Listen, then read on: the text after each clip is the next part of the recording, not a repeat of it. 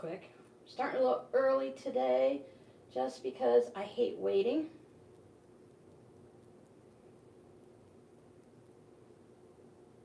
I think that should work for us.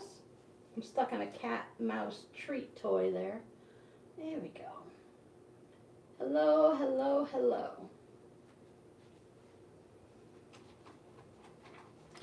I thought we'd just go ahead and start even earlier today because I'm in a mood. So I'll just putter around here while getting ready, and everyone can slowly come in.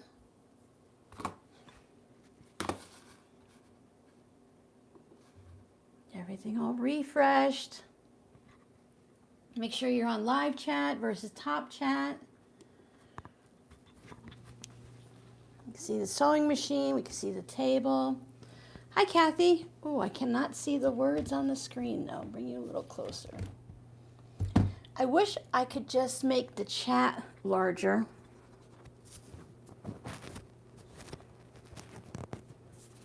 Maybe I need one of those little magnifying things you can put over like a book. Maybe they have one for the screen. And then I can see things. I think Giovanna came in and said hi and then went out again. So Giovanna, when you come back, hi. Oh, I'm shaking it. My apologies. Okay, this could be a problem. I couldn't remember which tripod I used. Maybe I need like sandbags for it. Okay, hold on for earthquakes. Maybe that'll keep you guys a little grounded. I mean, it doesn't help that the microphone cord is hanging from the tripod here. Gosh darn it. What should we do? What should we do? You would think I'd like never have done this before, right? For me, every live stream is new, like I've never done it before. Maybe that'll help. Wrap you guys around something. Maybe that'll help stop the pulling. Alrighty, alrighty, alrighty. That should do it. That should do it. That should do it.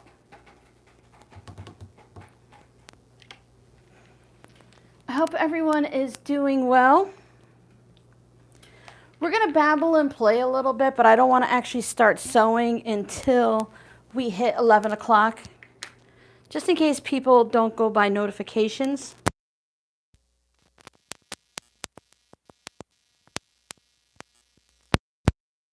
And they go by, 11 o'clock. Hope everyone had a nice Labor Day, a little extra long weekend for most people.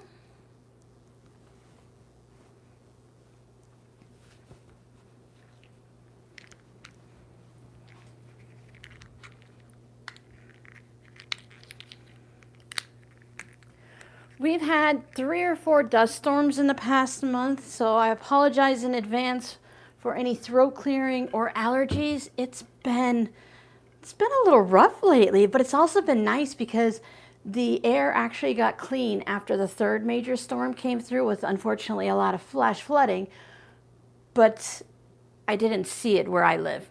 And it cleaned the air, so when you open up the front door, it was like, this feels like Florida almost, because there was a little bit of humidity, the air smelled fresh and not dusty and dirty.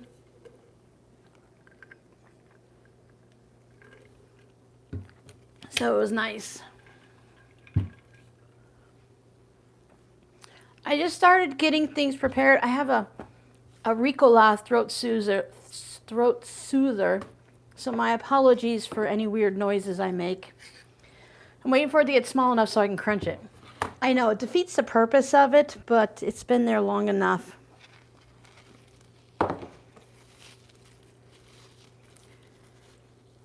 I slept until after 7 this morning, so I didn't get up and like motivate. I wanted to make one side of the pouch or a second pouch and then come make the first one with you guys.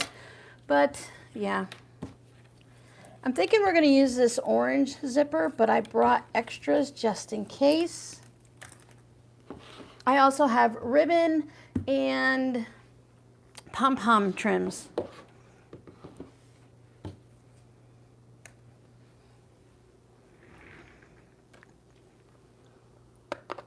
All right. Good morning, Janice. Yeah, hang out with us. Oh, you're doing mug rugs? It's that time of the year, right, where we start thinking about mug rugs and coasters. I was actually thinking about placemats. Apparently, they're a big deal right now. A lot of people want handmade placemats, or they're just buying placemats. But I've never had luck selling them, so I haven't made any. Plus, I'm more of an eclectic person. Either I just want one placemat for the dining room, one for the kitchen or whatever, or when I have a set of 4 or 8, I don't want them to match. Coordinate, but not match. I went through most of the summer without going on Pinterest, but of course it's that time of year for me, so I've been hanging out there and checking out a lot of the mug rugs. Thanks, YouTube. Appreciate the ad early on. Maybe we won't get too many. Hey, as long as I'm getting them and not you guys, I think that works out pretty well. All right.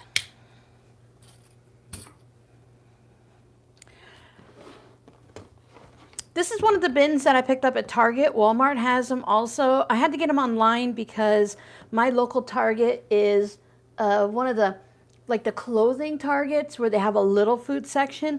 They did open up a super Target on the other side of town. I just haven't been there yet.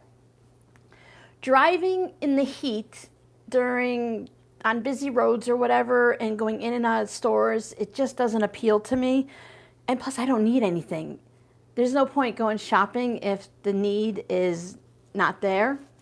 Plus, it is easier just to order online and have it delivered, especially if you hit a certain dollar amount and they ship for free. But anyway, so I had a few of these. I put my small autumnal type scraps in there. So I thought today it would be a good plan to use these up the best we can. And I cut enough fabric for 2 zipper pouches, front and back, or 4 Scrappy. I don't think we're going to get past 1 today, but I thought I would go ahead and just start laying things out, and if more people show up, then we can lay out enough for a second one. So I'm going to say that this is the back, and I was going to do double Scrappy, but I found this in my stash, and I thought since it's patchworky looking, and it's got all the right colors and it'll go well with what we have here, that this would be fun to put on the back of the zipper pouches. It works. It even has some little stars, almost like a quilt block. I do collect fabrics. I love pumpkin fabrics, of course, but I do like to collect some of the autumnal ones. I am a little bit picky. And you guys have shared some of your fabrics with me. So I try to keep this one part of a shelf empty over here. Excuse the microphone if I rub it. But I did bring out my autumnally, pumpkin-y type fabrics from the closet. Hi, Jackie. Hi, Distill Lover. Oh, I need my cheat sheet. Where's my cheat sheet today? Last month was so long with all those Saturdays and Sundays that, again, I forgot even how to go live. But you guys know it's always an adventure with me. I do things differently all the time. So for everyone, Distill Lover is Gwen. See, cheat sheet. Always have a cheat sheet. Then you can't get, well, you can still get in a lot of trouble, but a little bit less than usual, right? I'll put that back there. Yeah, so I have all of these too. I don't plan on cutting into them for this project. Look at this color. Isn't this fun? Is that like a teal? I don't know my colors. 100% will admit to that. Teals, aquas, turquoisey, bluesy, greensy. I thought that was fun. Some scarecrow fabric. This should be in the Halloween, so I don't know, but I guess I put it in here because it's pumpkin-y, but with the black background, I figured that's Halloween. Oh, isn't the cooler weather amazing? I have my blinds and my curtains open, and in the morning, the air conditioner, my window's right here and the AC is right there, so I can hear it when the window's open, but I like to open the window and just hear, let the fresh air come in until the AC running drives me crazy. Oh, here's another one that could work on the back. I like the first one because it's more orangey, but this one's a nice one too. Some of you guys send some really fun things. Like this one right here should be in the scrap bin, so I will put it there. But it's just fresh milk and produce, and I kind of feel like that gives a little bit of the autumnal feel. Look at this one. Top of the trees in the sky. It's not... I feel like a lot of things aren't quilt worthy-ish. Not that they're not worthy, but I just feel like some things won't work in a quilt. Yeah, I have a lot of Halloween mixed in here. They're both on the same shelf in there. So we have plenty. This one I love. We have plenty to work with. Hi, Ellen. I put football in here because the footballs, it's more of an autumn theme.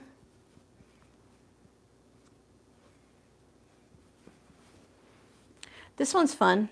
That would make a cute vest. All old things are coming back around again, so that's like 70s vibe. This one has some of that blue in there too. I don't know if that was a thing during that time period that this fabric was popular. This is a couple years old, blue with the pumpkins. And the aqua and stuff and the teals have come back in a lot. Especially with the allergy friendly, if you put out a teal pumpkin, then parents coming up there know you have things that are allergy friendly, like stickers and yo-yos and little games and toys. Oh no, Gwen, I hope you're doing all right and it's a very short stay. Hi, Audrey. Cooler weather is great. Today we have a temperature of 65, but it feels like 59. Ooh, I've been seeing a lot of people are wearing hoodies on their videos. Gnomes. And then this one goes along the lines of that pumpkin with the blacks. And even this, I don't know that it felt autumnal with the colors and the lanterns look like pumpkins, so I put that in here too. I thought this would be a good add-in if we needed to add a little extra fabric in. Oh, there's more lanterns here. Put those two together for now. And then I always like the ones that have the little gold, like webbing. I don't remember what that's called. Veins. The gold veins in it. Okay, so I'm going to put this back on the shelf, but I can get to it very easily. Do it in 2 stacks so I don't spill it to start with. Alrighty.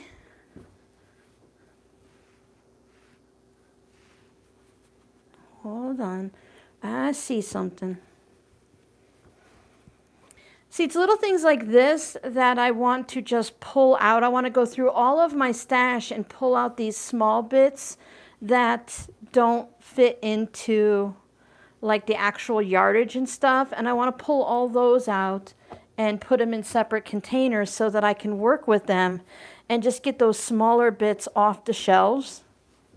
That way, when I put my fabric on that's all yardage and folded neatly, it sits nice and flat and it doesn't wobble. So I know I need to work on this. I was thinking about doing one of those patchwork mini quilts like I did for Christmas and Halloween last year with a bunch of 2.5-inch squares. Okay.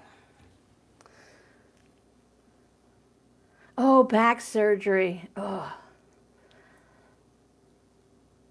Aren't they fun, Janice? I love collecting them, and you guys find some really fun things. I really enjoy, like, this. This is fun to me, to play with the scraps like this.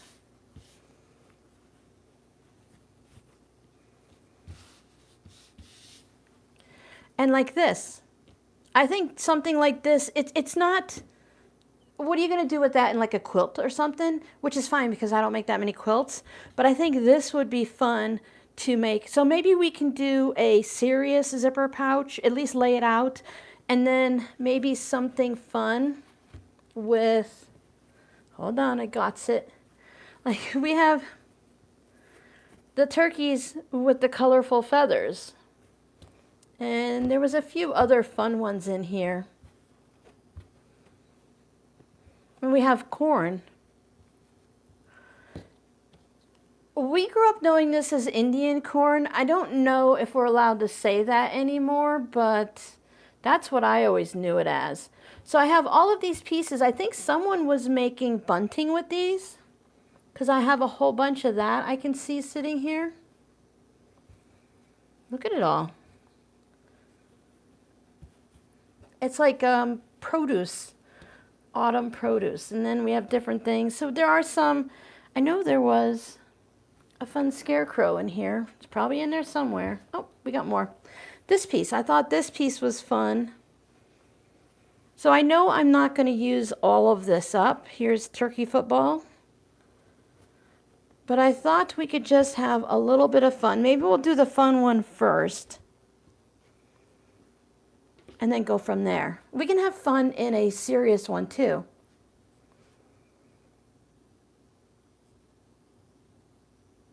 I say whatever one makes you happy, Janice, and whichever one you're going to get done first. Depends on how complicated things are and how fast you work at stuff. The difference between a mug rug and a zipper pouch to me is the zipper or the binding. And I think the zipper goes quicker than the binding. Oh, no sewing. Well, I hope it heals quickly, Cynthia. I know how that feels. That's the time when you go through and you can like sort fabric one-handed. Maybe go through your scraps. And for me, I would want to organize them by color and stuff. Hi, Mary. Hi, Rose. Hello to everyone. I'll say hi twice or I'll miss you. So my apologies if I miss you. And I want to say a big hello to all of our lurkers who are busy doing what they do and just hanging out with us. No, I tend to start early, Mary. I put it at 11 is what my normal time is. And I try to go at least 10 minutes early in case there's an issue and I forgot like thread, or I have to fix something by getting it connected to YouTube or something. So I always like to give myself a little buffer, but then I got fidgety and I came in a little earlier. I try not to do anything. I just ramble until 11 o'clock so we don't miss that. You guys don't miss any of what we're working on. You can always go back and rewatch the very beginning of the first 15 or 20 minutes of rambling if you want to see what we rambled about. But really, this is pretty much it. Hi, Jody. You made it. Are you driving today, Jody, or are you actually going to hang out with us? Mary, I am very, very guilty of starting early. I was thinking about it. I am the type of person that can't sit here to wait to go to like a doctor's appointment. I am always extra early because I'd rather sit in the office and wait and hope to get called early than to sit at home and not do anything because can't start a project. I'll get involved and miss my appointment, or I won't want to stop. And it's always my luck if I wait till almost the last minute. I always end up getting stuck in traffic, or I hit every red light. Hiding from the rain and the fire smoke. Oh no. Yeah, buffers, it just works for me. Hi, Barb. So I hope everyone who's not feeling good starts to feel good soon, and all of the broken people are starting to get on the mend. I am using the, let me see, what is it called? Because I always forget the name. I have it down. It's that stuff that we use for, let me see, batting, fusible fleece. I am terrible. I can remember the most obscure name, but I cannot remember the word. It's right here. Where is it? Wrap and Zap. Okay, because Wrap and Zap just, it makes sense in my head, but it's such a silly thing that I can never remember. So I have scraps of the Wrap and Zap batting for the bowl cozies, And I mean, some of it is fine. Others is too thick, I think, for bowl cozies.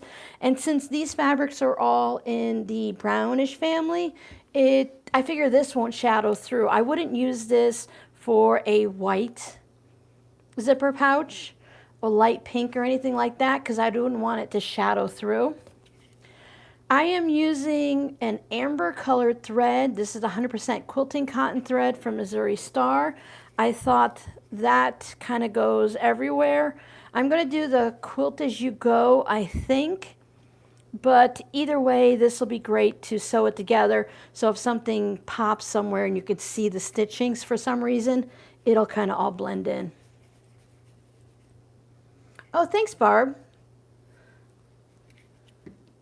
Yeah, Rose, it's just, I don't like to just sit here. I'll bring my knitting or something, or I'll even I have edited videos, I've edited photos, I've taken extra photos and cleaned off my phone to get all the extra stuff out. I'll do those, I save those little chores for doctor's appointments and it gets done. I won't do it at home very often because I'd rather be sewing than cleaning my phone. Strip sets from Jelly Rolls. Yes. I've been seeing that a lot lately too. Oh, now ice in your arm. Yep. It's real easy to overdo it, isn't it? Plus, this spool of thread sits on top of my thread spindle here on my brother. My Juki, the thread goes in like this. And a lot of times the thread will get tangled up right here. It'll just come off, even if I have the little cap on nicely. So I end up putting it on my side spool holder thing here. And it feels like it's sad, right? It's just this little spool. So I do like the Missouri Star threads on this sewing machine. My original brother, the Disney version, had this, you'd put it in what's called a cartridge. So you drop it in this like chamber and then you take the whole cartridge and drop it in. So I was very limited on what thread I could use on that machine.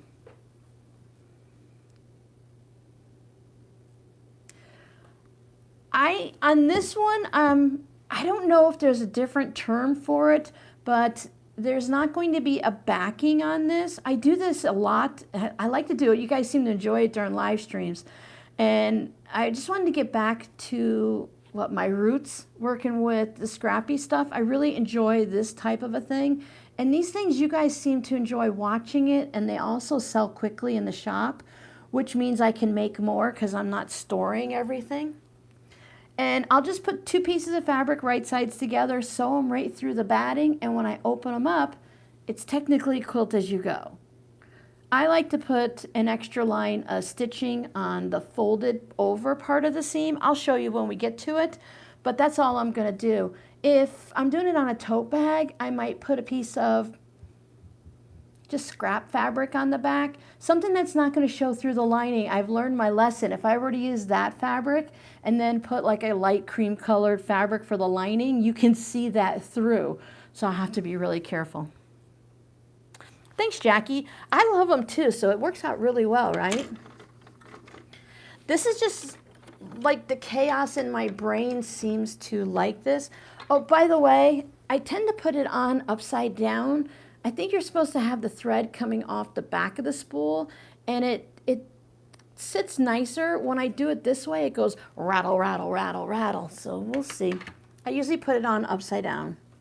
I don't think it matters that much because I've done it both ways. I am 100%, I haven't sewn yet since I dropped off my sewing machine, but I'm already missing it. Just because the Juki, it's powerful. I have a Brother CS6000i, and I really enjoy using this, and I do bring it out a lot. But for a project like this, it's not a big deal. But if I'm doing a bunch of stuff, you know, and I'm doing a lot of things at once, I really do like the power in the Juki and everything.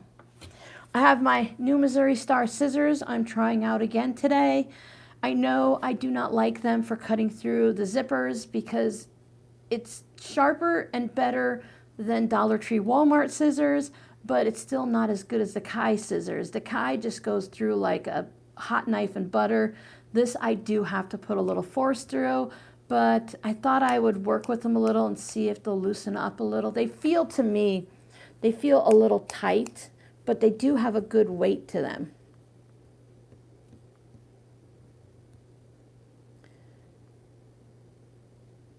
Oh, patience and PT. PT is not easy either. Not at all. I hated PT. I loathe. I know we're not supposed to hate things, but I really did not like doing PT. All right.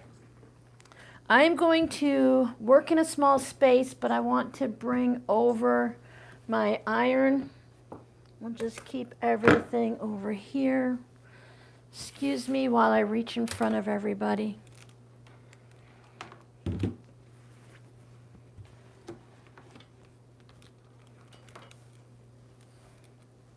Face it that way so I don't burn myself. Physical therapy. Like after you have the back surgery and the shoulder surgery and the knee surgery and the hip surgery and all of that, you end up having to go see a physical therapist, and they make you do all these exercises that I don't want to do because they're either boring or painful. And I'm just not really good at doing things like, oh, you're supposed to do this 3 times a day. I get to the end of the day and I'll be like, darn it, I only did it once, or I didn't do it at all today. Ooh, nice. I heard about that, Jackie, that you can go either way with some machines. Oh, physio? Yeah. I think some people in other parts, even just like the US and stuff, they call it physio. It's all a regional, personal thing. Like, when did the ER become the ED? Because they're no longer an emergency room. Now they're an emergency department. I am doing this a little bit different than I normally would because I'm working in this small space. Normally, I like to spread everything out so I can see it all. I think I'm going to just lay my piece of batting down to start with, pull some fabrics in, and then I'll move them all out of the way.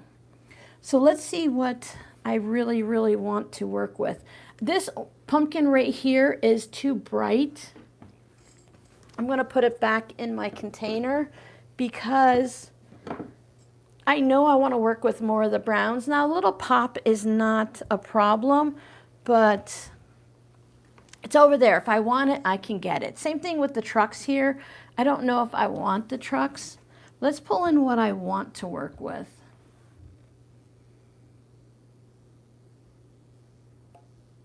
Yes, it is a lot of work trying to walk again.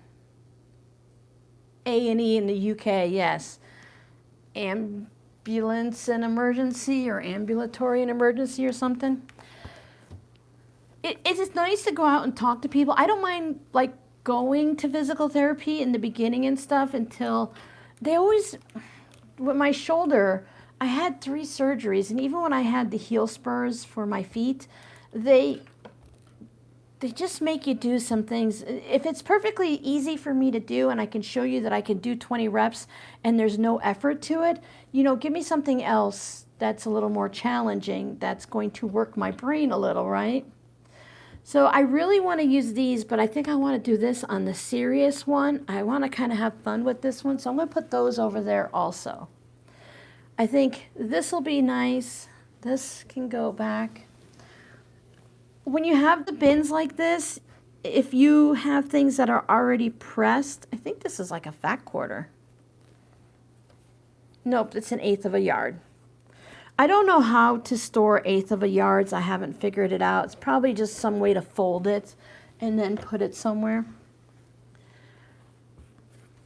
Like these might be okay. I think these I'll probably not put in. And then if I need more, I'll just come over here and get it. But if everything's laying in there nice and neat, when I go to play next time, I won't have to iron anything, right? Oh, you're homebound. Yeah, PT comes to you, so that does help a lot. So you have someone visiting you. Accident and emergency. Yeah, that makes sense too. So I have... My grandfather always called them turkey lurkeys. So we got the turkey lurkeys. And I know I want this piece is the scarecrow. This is possible. Now this goes back in with the orangey red stuff, so maybe we'll take that off. I don't expect to use everything in that container today. Now all of these, they're kind of odd shaped, so I don't know that they're actual bunting. I think they were cut at a certain angle. So I wonder if I can just sew them back together so that, you know, I can make a rectangle out of them. I've done that before in a video. So I think these also will go. I think the hardest part for people, I'm just generalizing here, I know we're all different, but I think one of the harder parts for people is going through their scraps and deciding what to use. I was thinking maybe I should do a video on how to choose which fabrics, because not everyone watches the live streams.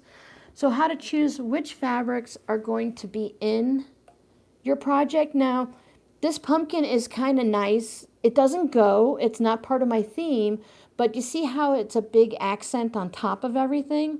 So if I want to have a lot of browns in the background and I just want to showcase this, I could do that.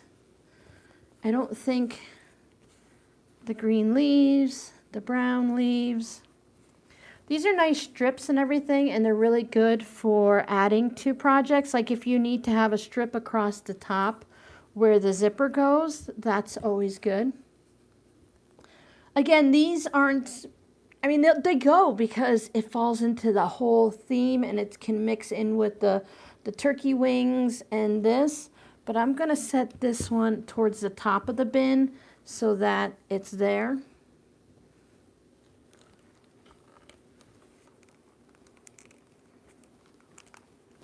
Most of these are pretty well ironed, which is really the reason I'm stopping the iron right now. Normally I wouldn't take the time during a video. These are bright and bold. Another one that can kind of pop off of everything, and this could also be nice going across to the top, but I like this one better. And this one, I think it was someone's binding because it's got a seam on it, 2 seams on it. What's the width on this? 2.5 inches. So the seams don't bother me, especially since it's the same fabric. We're going to create a lot of seams. This is another nice accent fabric. Let me put these in here. Sometimes you can just pick your theme by saying, I'm going to do all of like fruit or all of leaves. What are we making today? Giovanna, hello again. We are making a Scrappy Autumnal zipper pouch. Right now we are just going through, excuse me, and deciding which ones we're not going to use. So I'm putting them back in my Scrappy Autumnal. So I think these are also, I think this is a better pop to go with this because of the colors and how the pumpkins are only drawn compared to these two. And look, there's another scarecrow. So sometimes it's nice to just pop a little person in there like that, that just gives that little accent. So I think we'll leave both of these in here, put that on top. And now here's my piece. And my piece, I lost my ruler. Oh, my son Justin's home from grocery shopping already. That was quick. I am going for, based off of my zipper. I brought these 4 zippers out of the stash. And when I'm doing just a flat zipper pouch, I kind of have an idea of the size. I have 8-inch zippers, 12-inch zippers, and 14-inch zippers. So I decided, I think these are the 12-inch ones. 8 was too small because then I'd want the pouch to be about 7.5 inches wide, and that's not a lot. And then 14 is just going to waste the zipper. So thankfully I found these. These kind of fit in with the autumn theme, so I think I'm going to use the orange one. And then don't forget, we also have some ribbon. I thought this ribbon, it's a lace, and it's that antique color that really kind of matches. So I could put some lace in it if I think about it. And then I also have my small pom-poms. Now there are some colors, there's this golden one and a brown in there that might get used. So we have that. And if I forget, I forget, you know, whatever. All right. So did I tell you that this is about 10 inches by about 8.5? I'm really concerned to stay within my zipper, and I want to have a little extra on each side just so I don't have to deal with it, because I've been getting it pretty close lately and it's been kind of irritating me. For anyone watching, this sewing machine, it has this little bed on it, and these feet fall back all the time when I move it around. Sometimes you guys like to let me know, like if you're watching the replay. So if one of the legs pop down, it still works fine. So don't worry about it. It'll be okay. And then I've been using the Missouri Star rotary cutter. I put a new blade in it. Works really well. I went back to using one of my old cutters, and these, I really have to say that without just saying because Missouri Star sent them to me, I prefer it because it has this ball bearing situation in there, and it makes it extremely smooth and nice to use.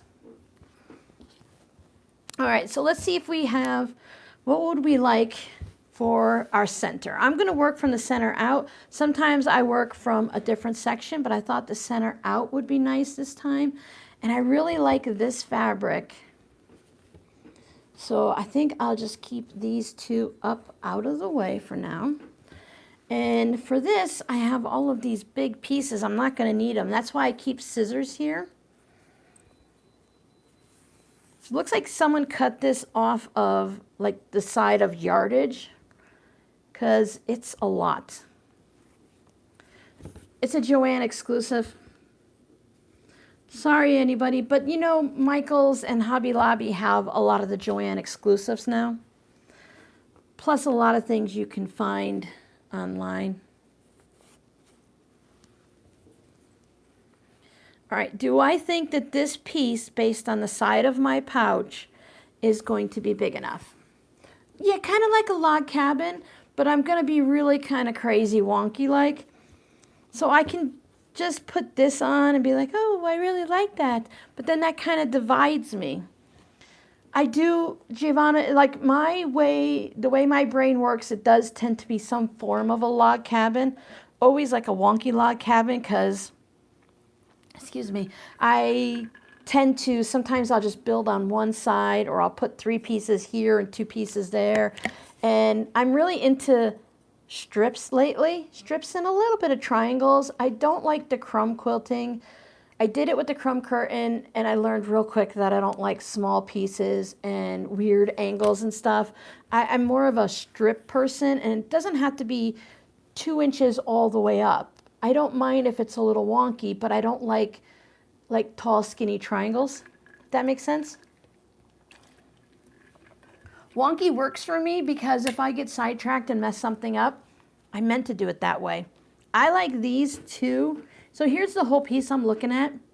And based on what I'm doing, I like this reddish and burgundy one. So I'm going to cut just above with a little bit of seam allowance. I'm not worried about cutting straight or anything like that. Whatever, you know, it'll be fine.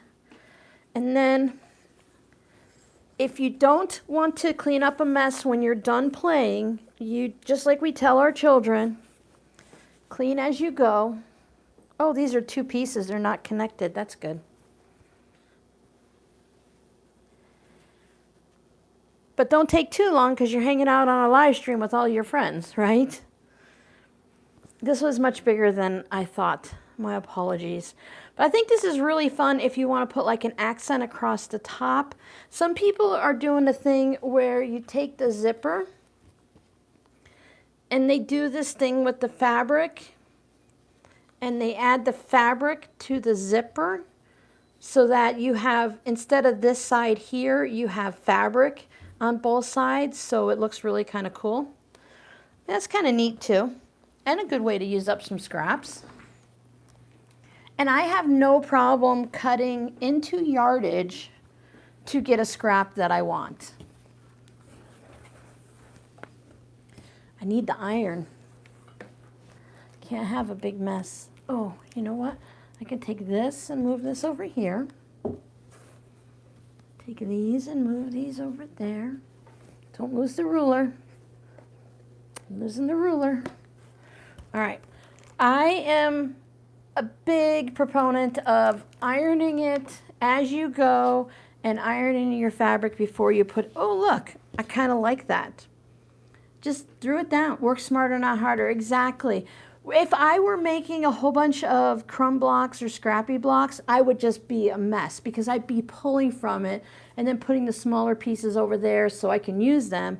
But it's harder for you guys to see too if I just have everything in a mess. If I put this straight down, I kind of need to be straight all the way around. But if I put a little bit of an angle and leave myself some room across the top, oh, let's put it this way, this top is straighter, and give myself some room across the top to be able to put a strip of fabric where the zipper goes if I want. Now I have cotton batting, 100% cotton. I know that for a fact because it's the Wrap and Zap. There's nothing in it. I can put my iron directly onto this and it won't melt. There's no scrim, which is the glue. They put like a mesh of scrim down and it's like a glue or a mesh that they can punch through. This is just like needle punched and felted. So I can put my iron everywhere like that, see, and there's no problem. There's nothing on the bottom of my iron. It didn't stick. It didn't get stuck. So I'm good. So I have that. I also have, I know, seriously, it's not on purpose. One of you guys sent me one of the Missouri Star rulers. This is 2.5 by 8 inches. I use this a lot. So I have that here. So if I have to cut the fabric and stuff, very useful to have on hand. All right, so the hardest part and the longest part is just getting started and deciding what you want to put where. Now this is an odd shape. Make sure you don't have any fabric down below. So I want to take and just get some of these turkeys and get them in a way that I can use them in a rectangular shape. So I think I'll cut this turkey off so I don't lose him. And then I'll do a line here and a line here. Now remember, there's going to be some seam allowance, so you have to account for that. I have learned that, all right, this one's going to be a little bit wonky, so we're going to have this bit here is a little bit off, and I don't want to lose too much turkey. Now this I might save for a little bit. I could put it in my can, but really once you put this down into certain things, it's going to disappear. I don't need to save any of this. I no longer feel that need. Excuse me. You have my trash can. But I used to want to save everything because, you know, fabric's money. Fabric's even more money nowadays. But you can't save everything, right? Now this guy, I'm going to save him because I'm going to use him probably in a project soon. So where do I want to put these guys? One guy's going to be upside down.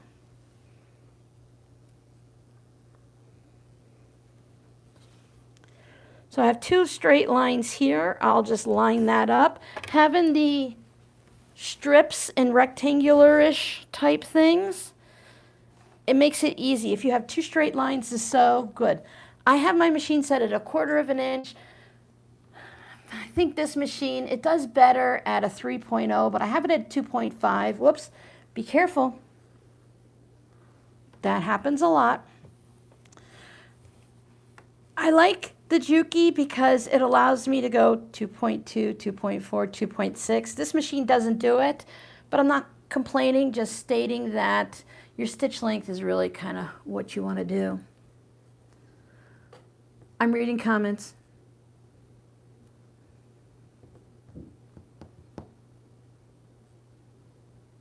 Oh, Jody, I don't see that. I think Jody might do well, like if it's something, like when you trace a line or something maybe, but a whole bunch of like embroidery cross-stitch type things, that might be a bit much for you.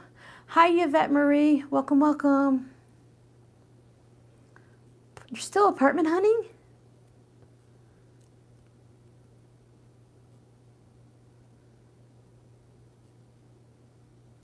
Oh, your husband. You guys have such a community there with all of your friends and everything. It's really nice. So if I get a perfect 1/4 inch, woohoo. If I don't, well, whatever. Now this machine does not have an automatic thread cutter, so I just pull it out. I'll cut the thread, come on, close here and close enough on the back. And then I do take a lot of the loose threads like this when I see them, but if I miss them, I'll just turn it over and clean it up later. I personally like to take every bit over to the iron. I don't set the seam like I normally would with a quilt block, but I do like to do this. I feel that it lays much nicer. I like the flat look. Otherwise, sometimes you get a little bit of a bump there. Now, I pushed the turkey this way, so I'm going to top stitch along the turkey about 1/8 of an inch. I use the side of my foot on the right for 1/4 of an inch, and the inside of the little hole area for the needle, I do that for the 1/8 of an inch. And if it's 1/8, great. If it's not, who's going to say anything? I think I'm just going to go with the 3.0 just because it's better for top stitching. And with all of the extra top stitching, it should still be fine. I don't think I have to worry about it. And that will allow me to, I've stitched down now over the seam here, so I'm holding that seam in place. So if it's not quite a tight enough seam, it's not a quilt. It's not going to get pulled and washed that much and everything. So a 3.0 is a perfectly acceptable stitch. I just like to go to the extreme and be paranoid. Oh, you got one. Awesome, awesome, awesome.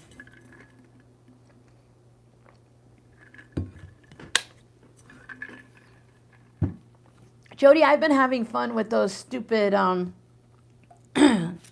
beading kit things there. Oh my goodness, it's one of those days. Diamond painting. I've actually been having a lot of fun. I knew I would, and that's kind of part of the reason why I didn't really want to get into it too much, because I knew it would be dangerous.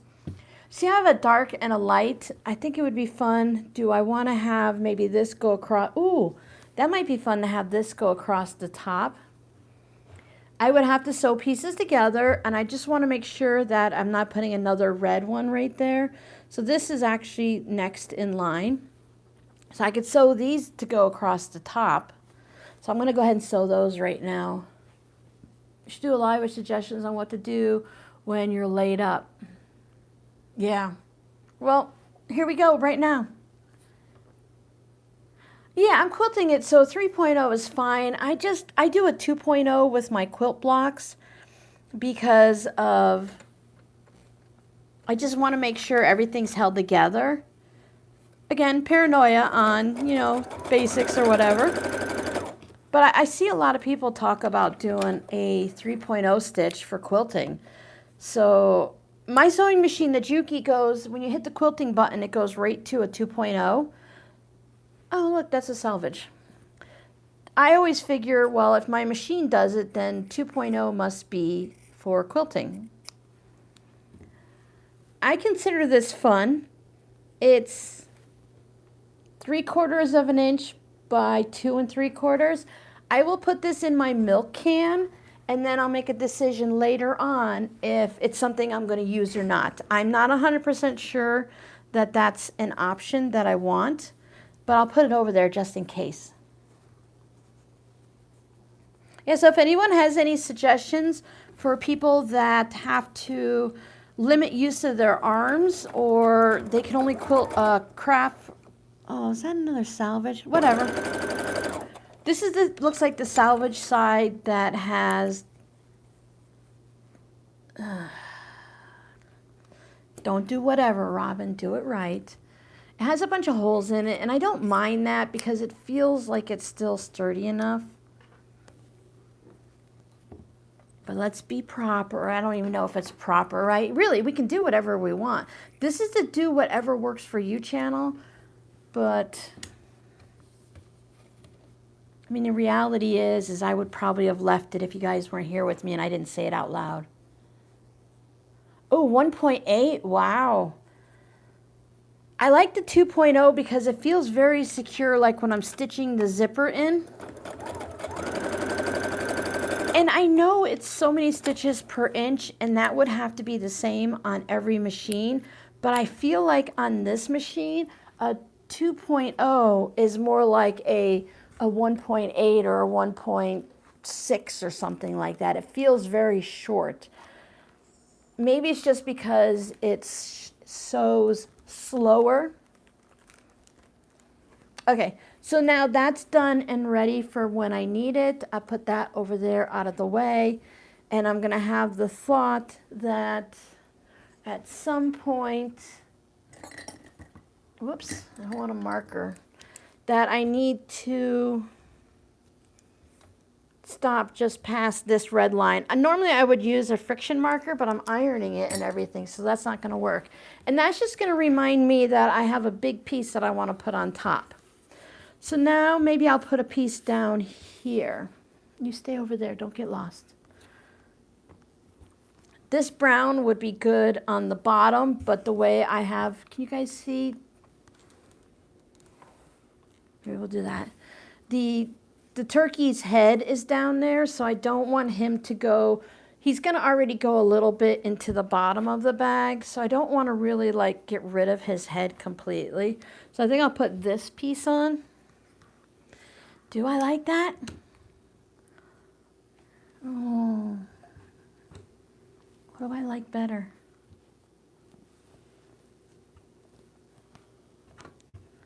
Boy, I have a lot of this. But don't forget him. He's got to come in. Maybe I'll put him on now. He can hang out.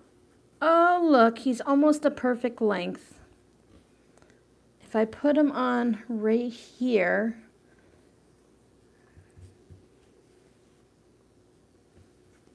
I'm going to split the difference a little bit, so I put a little bit of the pumpkin down there and a little bit up there.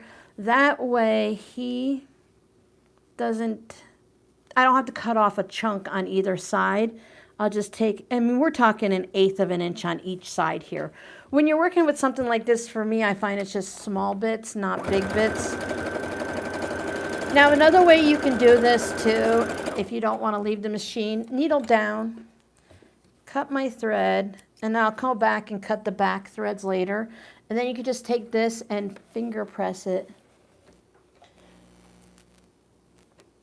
I think a 2.5 is fine, Jody. If your quilts have been fine when they're being washed and stuff, I don't go by our paranoia and stuff like that. Sometimes you can just also Google and see what the Juki says you should do or what most people do. I kind of, if you look at 5 to 10 different videos and they do 2.0 or 2.5 or 3.0, you can kind of pick the one that works for you.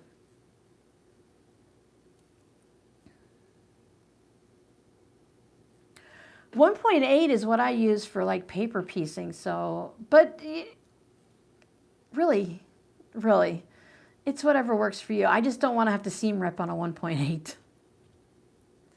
The stitch length is too small, the project gets tighter. Depending on what, stitch length also depends on the thickness, because remember we're going through 2 pieces of fabric and the batting, so we don't want the same stitch length as what we would do if we're just sewing 2 pieces of fabric together. Sometimes I'll still go with the 2.0 depending on my batting and my mood. Hi, Michelle. No one has complained, then you're good. If no one's saying anything that's falling apart and the baby quilts get washed all the time, then you are fine.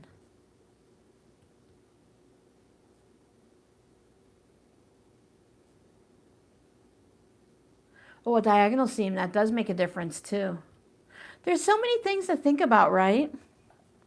Okay, so now I've just moved it. I'll lift up my needle and find the spot, and then I'll stitch down. And I'll bring this close. This is one of those things that's a Robin issue, not like my reality isn't the same as your reality, right? You're going to look at this and you're going to say, Robin, I don't see any difference. And I'm going to say, I agree. But the itch in my head tells me that I have to do it a certain way. All right. That's what this seam looks like after I ironed it.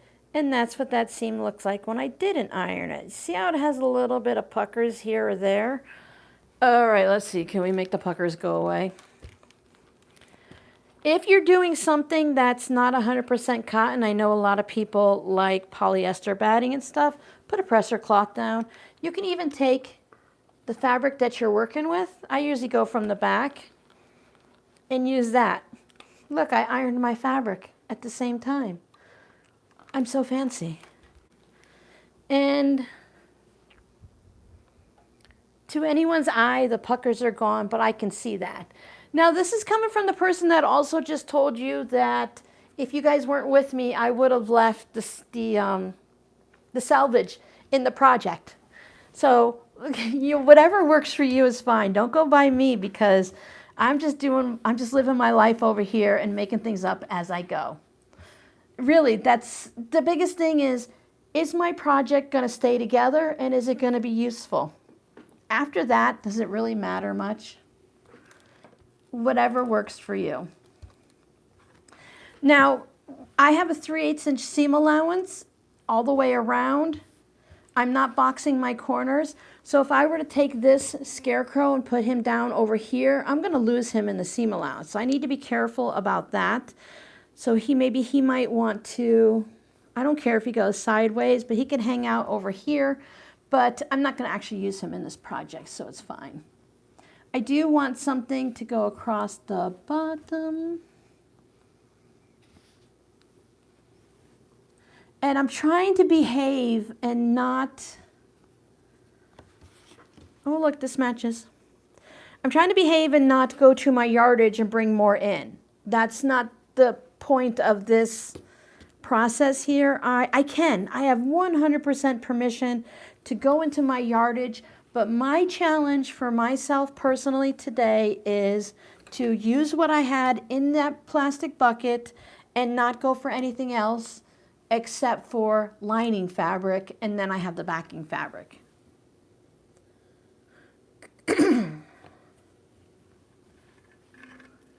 Oh yeah, if you have stretching fabric and stuff, it does, yeah. That's the problem, Jody. I was telling the person at the fabric shop that she put a $300 limit because they just fix your machine and send it back to you and then you pay for it. They don't let you know ahead of time. They don't say, hey, Robin, we found this is wrong with it. Do you want us to fix it? No, they just fix it. So she said I could put a $300 limit of repairs on, and after that, they'll let me know. I did take my foot pedal in also because I really should have done it the very first day I had it. The machine was gifted to me by an amazing viewer back in 2018. So I've had it for 7 years, and I've just dealt with the foot pedal. It has like a dead spot, but it's not always there. I thought it was nerve issues in my foot. So as it went down, it would like slow the stitching, and I'd lift up and I'd go again and be fine. One of you guys said at the time that it was probably the foot pedal. So the foot pedal itself is $150. So if I need a new foot pedal, you know, there's $150 for the cleaning and $150 for the foot pedal. And then I think the cleaning and stuff includes the timing and all of that. So I really think it's just a timing issue or a cleaning issue.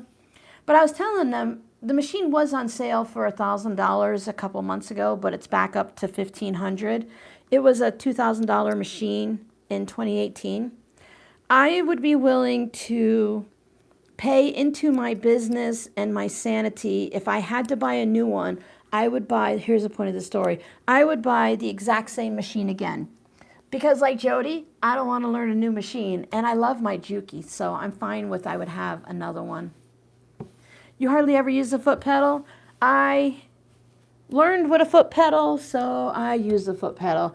I'm really big on not learning something new.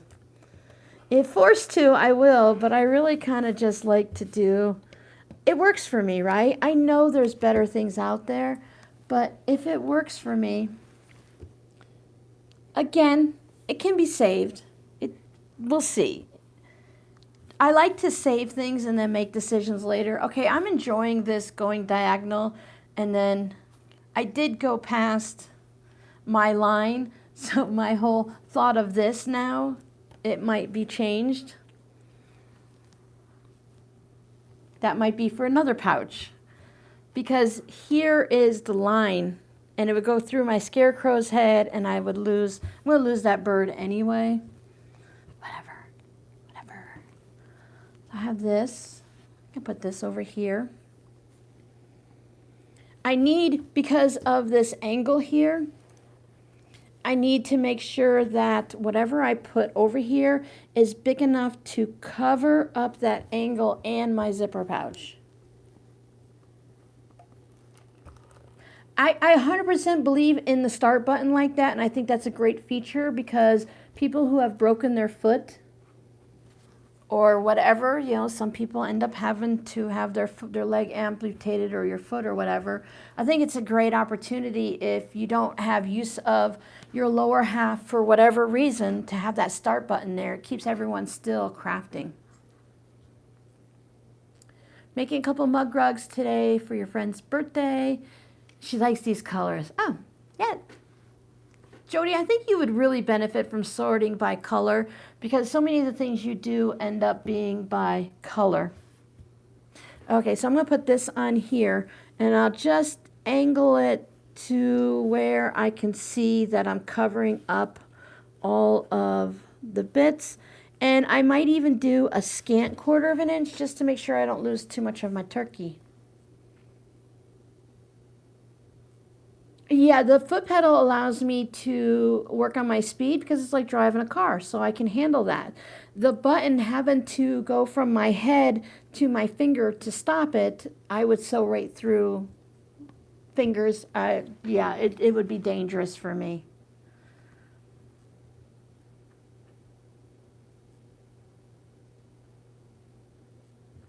So we do, yeah, I think, Jody, I think for you it would be a benefit. I'm going to slide this down because why waste the fabric?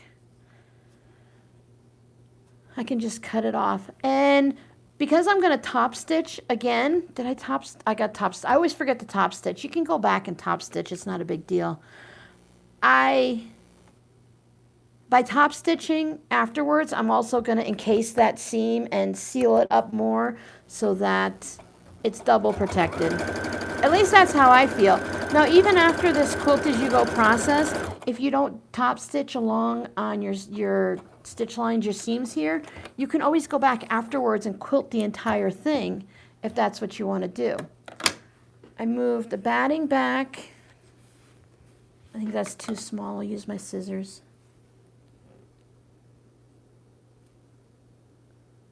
Oh, the shift stick, yeah.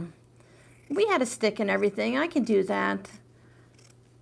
It wasn't bad in Florida. I don't know. I mean, here for the most part it's not bad, but there are mountains and there's a lot of overpass type things where people aren't expecting you to roll back with a stick before you go, so you really have to time it well. Otherwise, you're going to roll back and hit a car because they get right up on my bumper. I still go with what I was taught that when you go, excuse me, when you get to a stop sign or a stoplight, you need to be able to see the tires of the car in front of you in case they decide to back up or do something weird. People just pull out of traffic and everything all the time, so you have to be careful.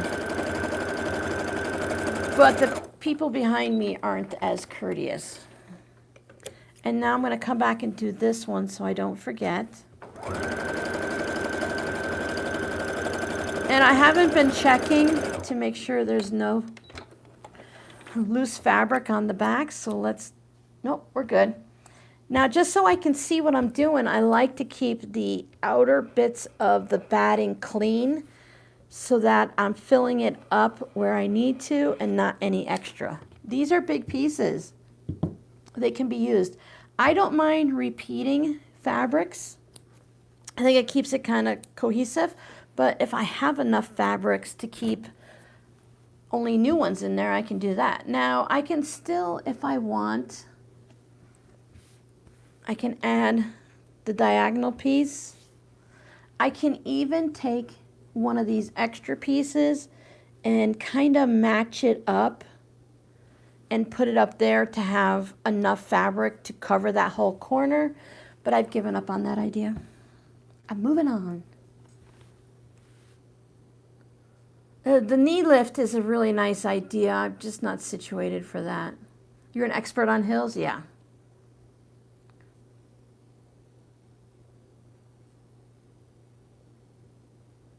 The batting is bigger than I need. Based off of my zipper, I cut it about 10 inches by about 8.5 inches.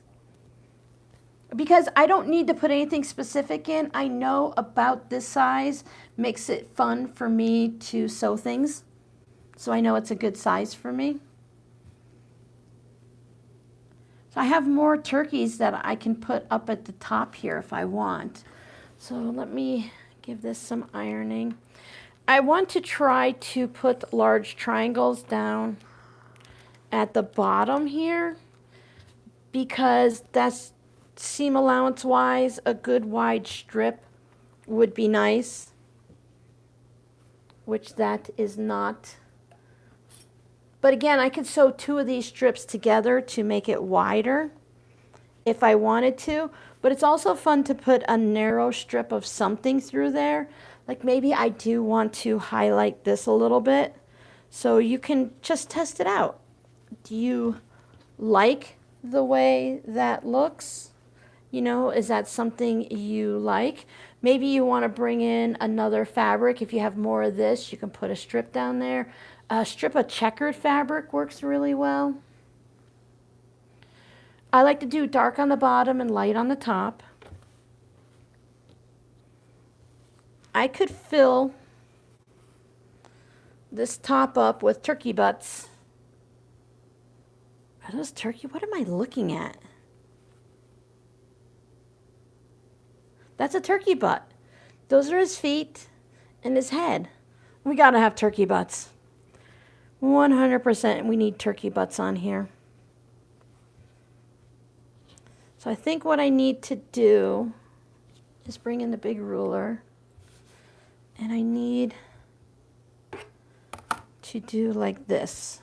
I need a longer straight edge, and this is just really not much to it anyway. So that when I put this down, I want the seam from here to here to be about the width. Now I'm going to trim around this and trim it down. I like it a little bit bigger so that I can trim back, and I keep that in mind. And I want to make sure all of these bits that dip down and come up, I want to cover all of them. So I might have to go down a little lower than what it says there, and then I can stitch that. Now this is a good spot right here to put the ribbon on top of it. So since I brought it out, I will go ahead and show you guys how I put it down.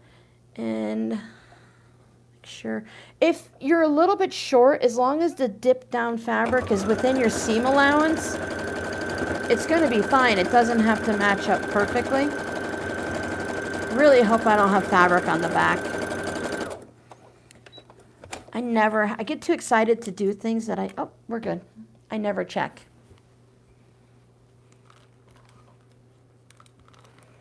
You see how that covers everything nicely? Now, if I forgot to stitch this top stitching down, I would put my thread, bring it up, back stitch, and then stitch it. I like the consistency of having that there. It gives it that extra touch. You can do matching thread, or you can do some type of contrast. I'm going to top stitch before I trim it. You can add, it's a really great spot to put ribbons and stuff like that. You can do some type of hand quilting or something. Small projects are great for practicing techniques like that, because you're going to finish the small project in a day or 2 or a month, however long it takes you, instead of like on a giant quilt or a wall hanging or a tote bag or whatever. And then you can use that same technique on your important, bigger project, or not, depending on how you do it. I haven't watched any, rainy day, a narrow dark fabric, got an ad, turkey butts, right? They're turkey butts. Look at that. I don't know how many, I have this bar going right here that's holding my phone so I can't see. So oh, there we go. Turkey butts, right? I mean, whoever came up with turkey butt fabric, good for them. It's good to have these little rulers around for doing things like this. I mean, you can just, of course, rotary cut it, but I have this issue where things just like to curve. So there's my turkey butt. So I can take this bit of ribbon right here, and maybe I want to lay it across that seam. And because it's that tea-dyed look to it, I think that looks really nice. I like that. Now you could put it in the seam when you're stitching it, but I kind of need to see what I'm doing. So I can stitch right along these holes here, and then I can also stitch there. You can put double-sided tape on it to hold it in place. HZL DX7, I was looking at that online recently. Oh, I love to dance in the rain. Thank you. Yeah, I can't go outside. I knew I couldn't go outside with the smoke in Florida, and here with the dust storms, don't go outside. It sucks the air right out of my lungs, and it's like my lungs just stop working. It's probably not good anyway with all that dust. So I'll take this, even though I'm not finished, I'll add this on. It's going to be a little bit more in the seam for my zipper and stuff, but I could cut it down and measure out my seam and all of that and be careful. Now I did top stitch already, but the way I'm lining this up, I could have lined the little holes, the eyelets up, so that I would top stitch it down at the same time. So this time I'm going to put it just a little past that seam so that I'm not top stitching on the top stitching. And then I'll just stitch it down. If it's perfect, woohoo. If it's not, oh well. And the ribbon usually has a little bit of bias to it, especially like these lace ones. So you could curve it a little if you needed to.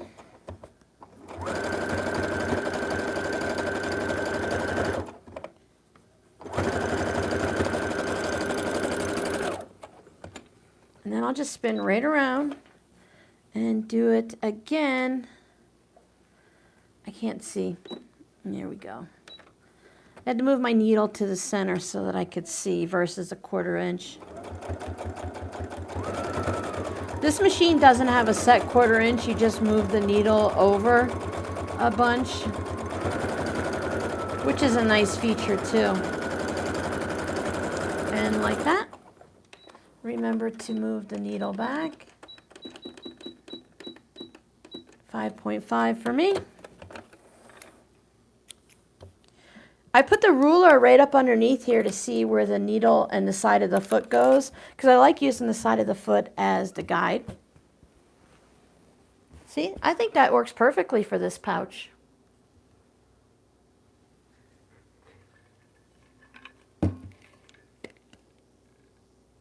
I love rain.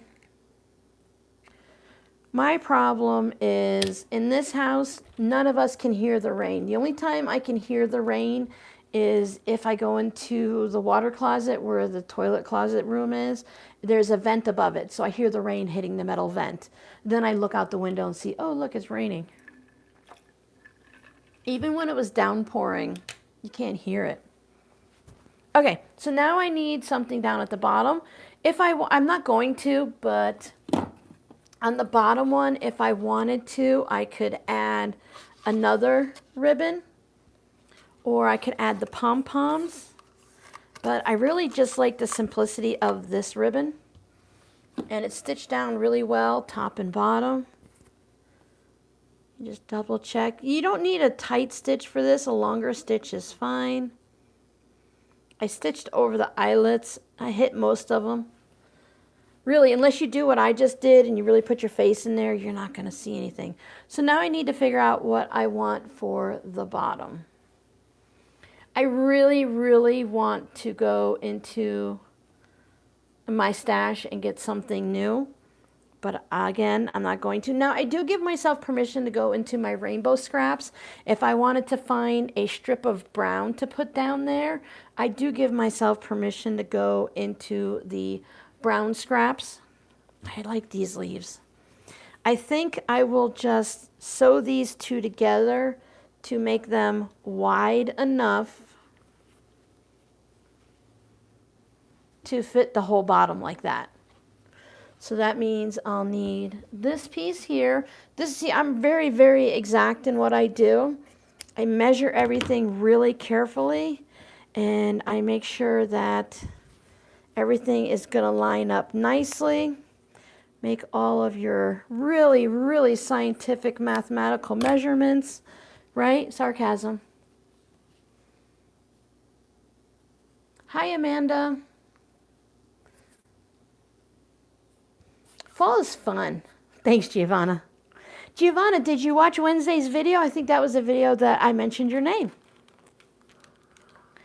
And then just put this down because, all right, I'm already going to waste some fabric, but I'm not wasting too much. And since we're already dealing with scraps, a lot of these, let's be realistic, a lot of the ones, like if I save this, this would normally go in the trash. Any use I find for it is a bonus. And really, I know this fabric, it costs like $12 to $15 a yard now, whatever. And this scrap has the same value as this piece of fabric or a yard of it because you paid the same amount for all of it. Something that was definitely going to go in the trash, I don't count this as free fabric, it's bonus. I count this as free fabric because if this would have went in the trash and I picked it out or someone else sent it to me or whatever, this really is kind of like free fabric to me. Now, if I were using some type of fabric like the turkey butts or the stripes, I would want to line them up so that it's not as noticeable. Chances are we're going to lose most of this in the trimming or the seam allowance. This might be a total waste of energy and time, so I'm not too concerned. And you will be able to see like half a leaf in there and stuff like that. But overall, it's fine. Happy Saturday, Lee Allen. Now tell me when I haven't seen you. I know. But like maybe you haven't watched it yet. Okay, now this salvage is fine because there's really no holes in it. So we're not going to talk about that. We'll pretend like... Remember, you have to do the stitch and flip to test it out to make sure you're in the right spot. And that salvage really is going to end up in the seam allowance and trimmed off. Salvages, the thing with salvages is some of them are so tight that it actually curls that fabric. And when you cut it off, the fabric can pop back open and relax. So that salvage is not worth putting in a project. Zipper pouches are different than quilts. I will say that over and over and over.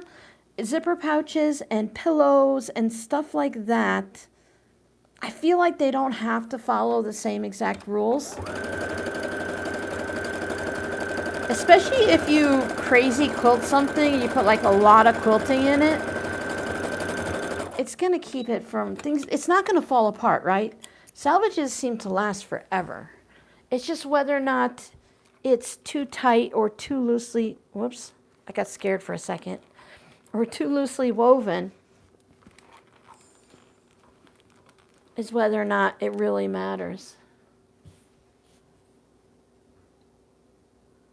Oh, definitely. The only thing I run into problems with is like, I do buy a lot of white, gray, and black fabrics just to go with what I have. I've been having a lot of fun going back to, I just kind of got away from my normalcy. I really like putting different colored fabrics as liners. I don't feel the need to always use like a white lining fabric. I think it's really fun. For this one, I'm going to go over to that stash I showed at the beginning of the video, and I'm going to find some type of fun autumnal fabric to put on the inside. So every time you look at the pouch, you're going to be like, I love my pouch. But after a while, you stop seeing the outside. But every time you open it, you'll be like, oh yeah, look, there's a turkey butt or something like that, you know? Maybe a fabric you might not want on the outside could be perfect for the inside. So now you can see why I chose this amber thread. I love having a variety of thread colors. My ribbon, I might have to put another line of stitching just because this ribbon is wanting to curl up. So if you have a zigzag stitch, that might be better. Do I have a zigzag? This is where you take the fabric you don't know if you're going to keep or not, and you grab a piece of it, and then you figure out what your zigzag stitch is because you don't do it very often. 2, 3, 4. And then I'm going to use whatever side allows me to see the color of my thread. Oh, 1.4 seems awfully small. And then you check it out and you see, that's another fun thing with the milk can. You can just pull it out and say, okay, I like that stitch length. I'm going to put that on here to just hold that edge of the ribbon down because I went through the eyelet instead of along the edge. And I'm going to let it be a little bit of an accent on the fabric and the tool to hold the ribbon down. So you can take all of those fun fancy stitches on your machine. Even a simple basic machine can usually do a zigzag unless it's a straight stitch only.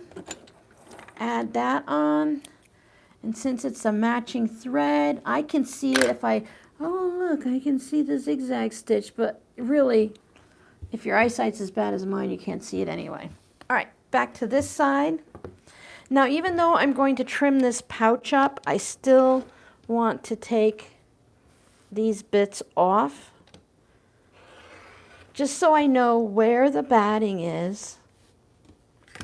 Now, I don't have quilting in my turkey butt or here, but I'm not too worried about it. I could add a couple lines of stitching. Let me show you what that looks like. Or I could just leave it, you know, whatever. Go back to where I originally was. Dun, dun, dun. Oh, I can go in the center now. Maybe put a little bit of a longer stitch, or you could put one of your fun stitches in. I'm just going to use the side of my foot. I'm going to move my needle almost all the way over and use the left side of my presser foot as a guide for stitching so I can have some even lines. And I'll look at the comments in a minute in case I'm missing a question. And I'll do the thing they tell you you're not supposed to do, and I'll stitch all in one direction without a walk-in foot because it's a small project. My quilting lines are rarely, probably could have gone more than a 3.0, are rarely straight.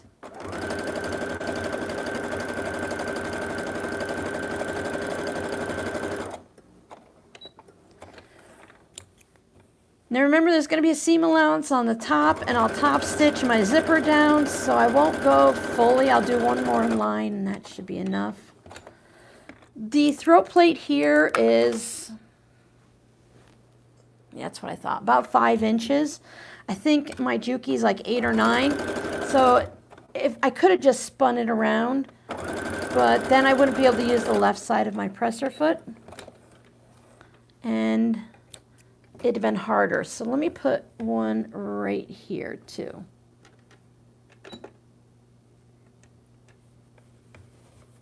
Like trying to get all of that in there.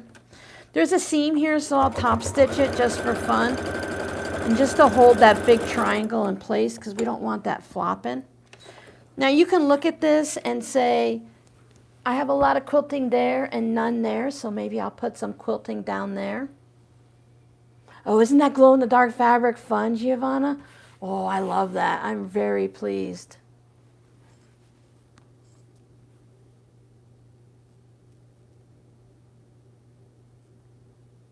You could quilt forever, huh, Jody? I have a lot. I have a lot. I'm just going to throw some quilting lines here. Sometimes I learned not to buy too much fabric. I can't help myself sometimes, but it's really, if you have too many yards of one fabric, it's really easy to get bored with it and want the latest and greatest. That's why I love charm packs. I don't care if I have 500 charm packs, I would still buy more because they're real easy to use up. And that way you get the latest and greatest fabric, and they're like, what, $12, $15, or you can get them on sale.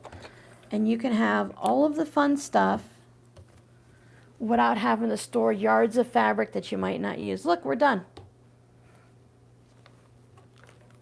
I can't wait to play with the glow in the dark. I want to put one thing of stitching. Oh, it's bothering me. Stop, Robin. You are fine. I know the corners are going to disappear, but I like to stitch all the way to the corners to hold them down so that nothing flips over, but it's fine. Some people will do this with fusible fleece, but what if my iron hit the wrong spot, you know, and I got gunk on my iron? I would be very displeased.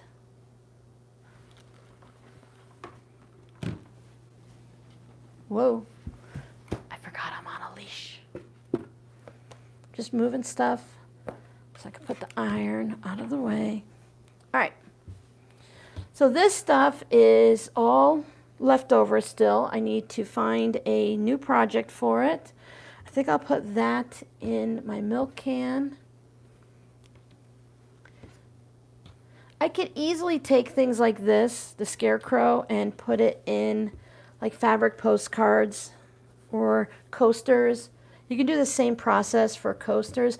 If you do this and you make like one giant piece of fabric, then you can go back and cut it down into mug rugs, coasters, pin cushions, whatever you want.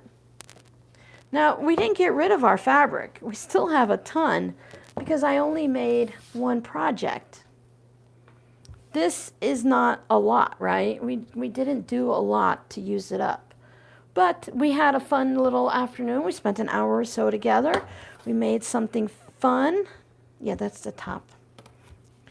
And I'm just going to use my 9.5-inch ruler because it's 9.5 inches, so it makes it easy. I can move the ruler around to see what I can get. I'm going to lose this bird. 100% going to lose him. Even if I moved it all the way over, I know I sew a 3/8 of an inch seam allowance, so I always just say 1/2 inch. So if I go in a 1/2 inch, I know I'm going to lose that bird either way. So maybe I'll go over and get a little more turkey butt. Maybe I want to center something in here.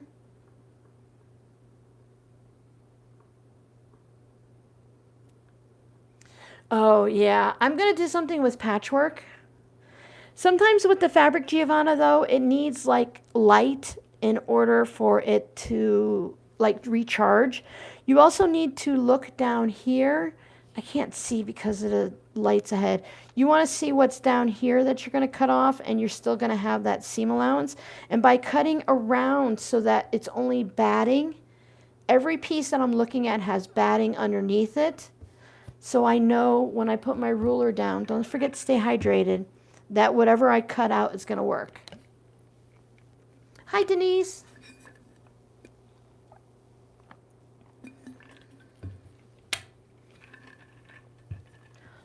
Excuse me. All right.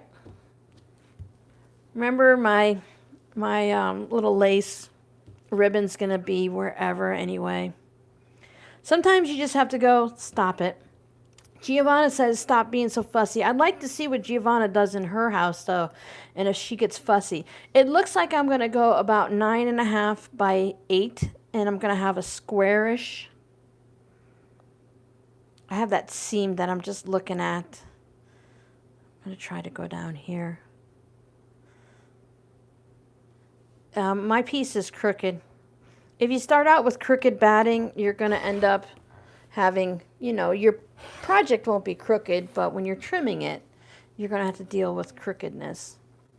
I love having all these rulers in different sizes so I can just use it as a squaring up versus taking it a 12.5-inch ruler and trying to figure out the measurements and stuff. I already know it's 9.5 at least.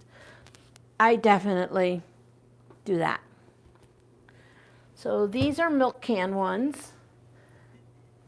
Sometimes I'll take things out of the milk can and put them in little snack size zipper pouches that I reuse over and over. And then I might put them in with the autumnal fabric, or I might just stick them all in one container so that they stay together once we get past like this time of the year, I still might do Christmas projects in January, February. I'll just take those fabric postcards and whatever and put them aside for next time. So now I have this, and this is the fabric that I've chosen. Let me move some things out of the way. I have to watch because things like this, my cats like to take a nap in. I don't blame them. So I just put that out of the way. And what I like to do, since I'm a scrap person and I don't mind using scraps, I don't specifically cut my fabric down to a specific size. How many yards of fabric in a charm pack? It's only 3/4 of a yard. I think it's probably cheaper to make your own. Well, yes, but if you want that newest fabric and you have to buy like a 1/4 yard of 20 prints, that could cost you a bit of money, or you can get a charm pack and it's all pre-cut and ready for you. Yes, you're probably going to get more fabric for your dollar, but if you can get your charm packs on sale or the mini charm packs, and you do a lot of like patchwork quilts and stuff or projects, then it's a great way to get that newest fabric without having a lot of fabric on your shelf. Most people don't shop like I do and get like a 1/4 yard of something. They like to go and they get yards and yards. I'm just going to trim this down a little so I can kind of get a close guesstimate of what I need. So they don't do that. You know, they'll just go and they'll just buy a yard. Or if you're buying online, sometimes you have to buy 2 yards.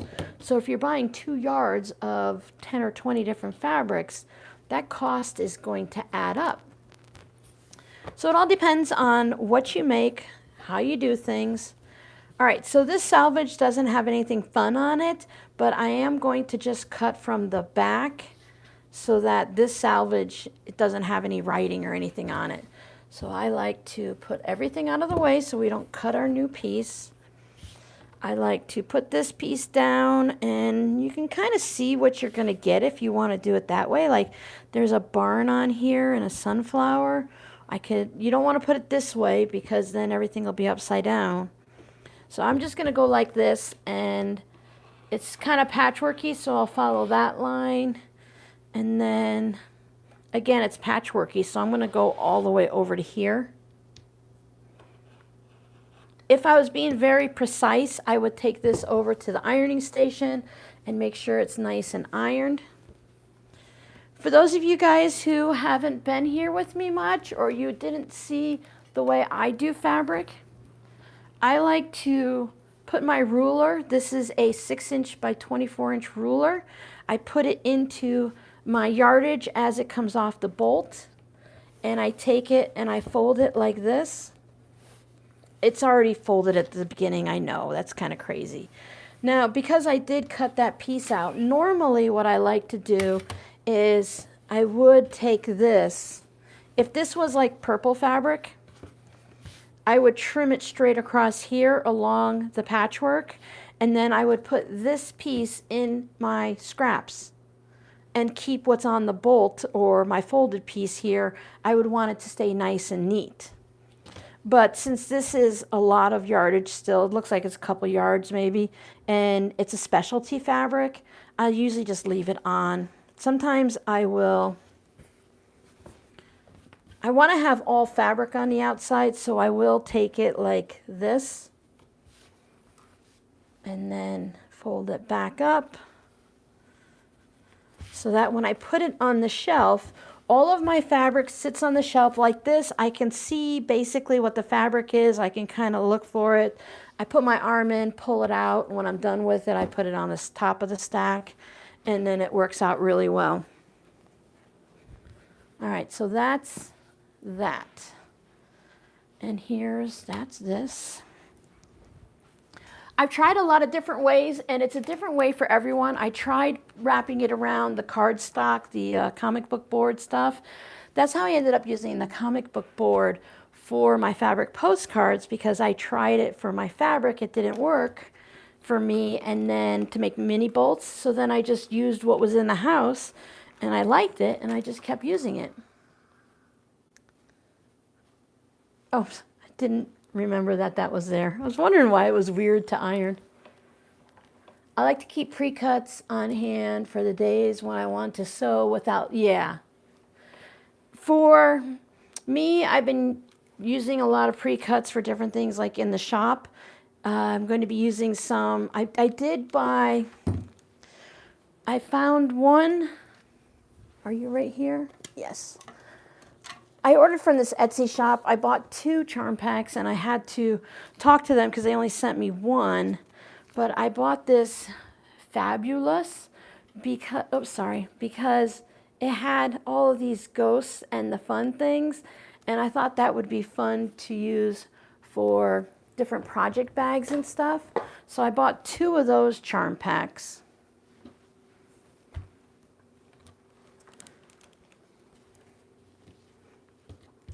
Now I can decide where I want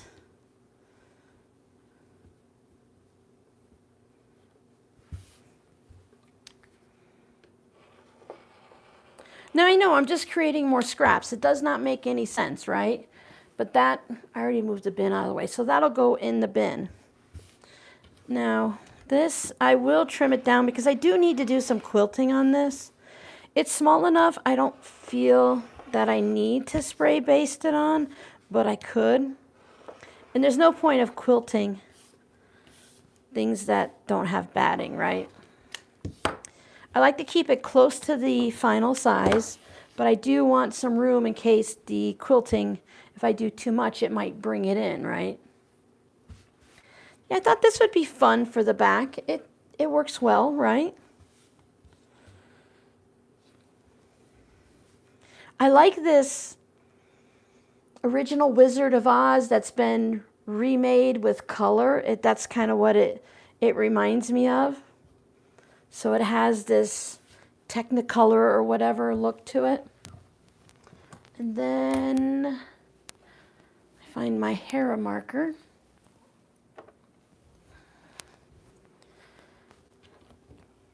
I could just do some really quick lines and follow the patchwork or whatever, but I'm going for a 12.5-inch ruler if my leash will let me. I'm just going to do some quick lines on here. This isn't heavily quilted, even though I do have some of that on there. It's not super.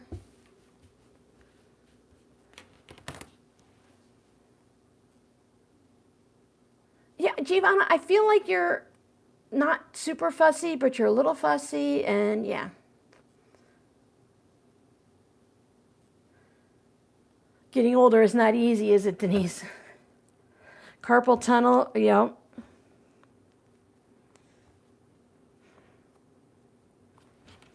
I have the wrist guards that when I don't have carpal tunnel, my doctor told me it's like carpal tunnel's cousin. I'm going to go 1.5 inches, and I'm only going to do the diagonal and not the cross hatching.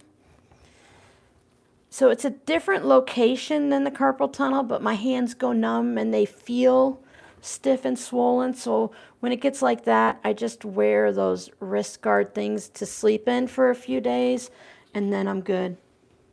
Just like I'm not wearing shoes right now, but I feel like I'm going to need to wear shoes for a few days just to make everything feel a little better. But I don't like to sew with shoes on. So the hair marker is just making a creased line in the fabric, just enough for me to see in order to sort of almost follow the lines. It's kind of hard to see. Can you see that line right there? So then I just quilt on that line. A zipper pouch. I could, sometimes I'll put quilt batting on the front and fusible fleece on the back and not quilt it at all. But, yeah. And then, again, it's a small project, so I don't worry about changing out for the walking foot. Only because you have to undo the screw, put the walking foot on, put the screw back on. Oh, take the walking foot off because I can't sew around them with the walking foot on. So I just do this.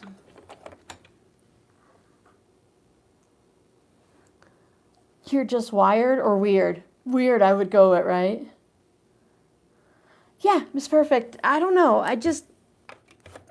I don't drive barefoot and I don't sew with shoes on. Now I have done it, but that's why I like slip-on shoes so that I can just take my right foot out to sew with. I do like to keep, when I'm doing a full day of sewing and stuff, I do like to keep my slip-on shoes underneath the table. So when I'm sewing, I take them off because wearing one shoe is kind of weird sometimes. And then when I stand up to do all the ironing and cutting, I put them back on. This room is fake plastic wood floors, but I have a carpet in the sewing area. So that's kind of nice. But the rest of the house is like ceramic tile. So I try to wear the slip-on shoes like when I'm doing dishes and stuff. My kids laugh at me because if I put on like my real shoes that tie with laces, they're like, oh, mom's going out today. She's got her fancy shoes on. I'm like, you guys are so funny. 81 in August is very challenging. We are looking forward to 81. That would be very nice weather. 90s aren't too bad here. The heat of the sun is horrible, but 80s is gorgeous. 80s you can start wearing jeans and hoodies actually. Yeah, I have indoor shoes and outdoor shoes, but I have made, I give myself permission to go check the mail with my indoor shoes on. I just don't go in the car and drive to the store and stuff with them.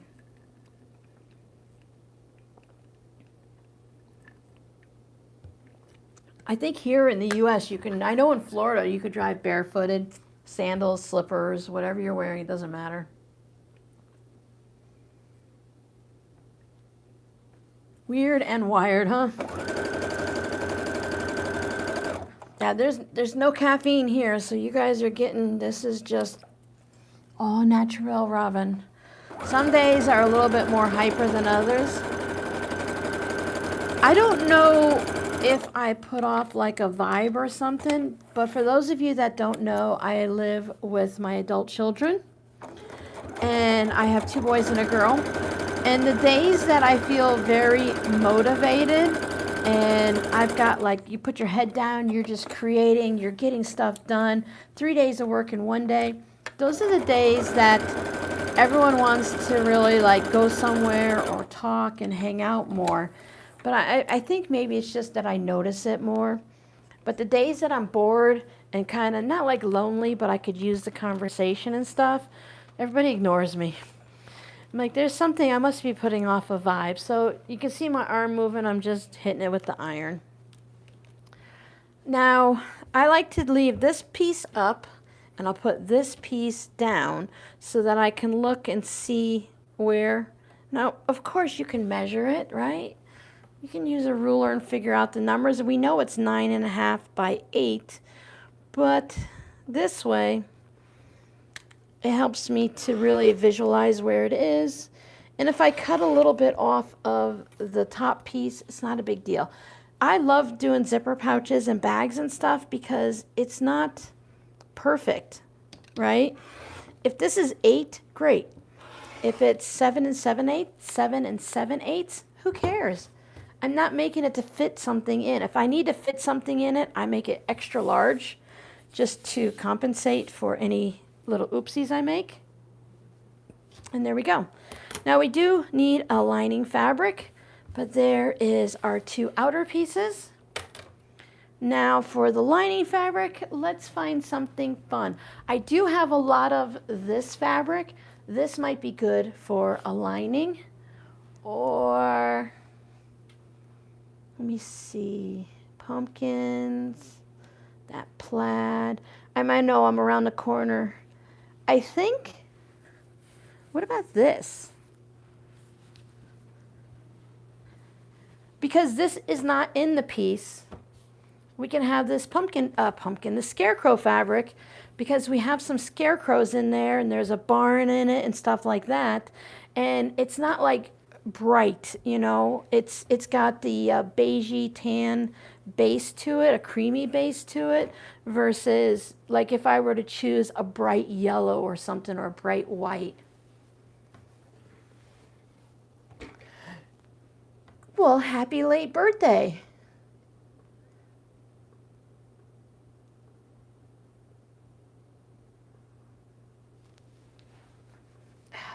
Oh yeah, anytime you want to chat, come on and hang out with us. We are live on the first and third Saturday of the month. I did try going live over on Patreon. People asked for all these things, and I try to give it to them, and only one person showed up with me, and I was talking to myself. So after 10 minutes, I stopped it and I deleted it. But I'm here the first and third Saturday of the month. So we'll take this. Now, since I'm kind of cutting the lining a little, I know I don't make sense, right? My brain doesn't make sense, but I just find that if I do what my brain wants, it leaves me alone. And there's less chances of like messing up. Oh, you know what I'm going to do? No, you don't, because I'm going to tell you. I'm going to cut the full length of this. And then we can pick and choose where we want to have in here. It is a little bit more scattered than the last one. I know I'm doing it different than the last one, and I know it makes zero sense, but I think sometimes you guys just hang out with me for the chaos. So I have a little fabric on the bottom, a little fabric on top. The front and the back are kind of lined up, and then I'll just cut that off. I know. My family just rolls their eyes at me because I'm not very consistent and I don't make any sense to anybody but myself.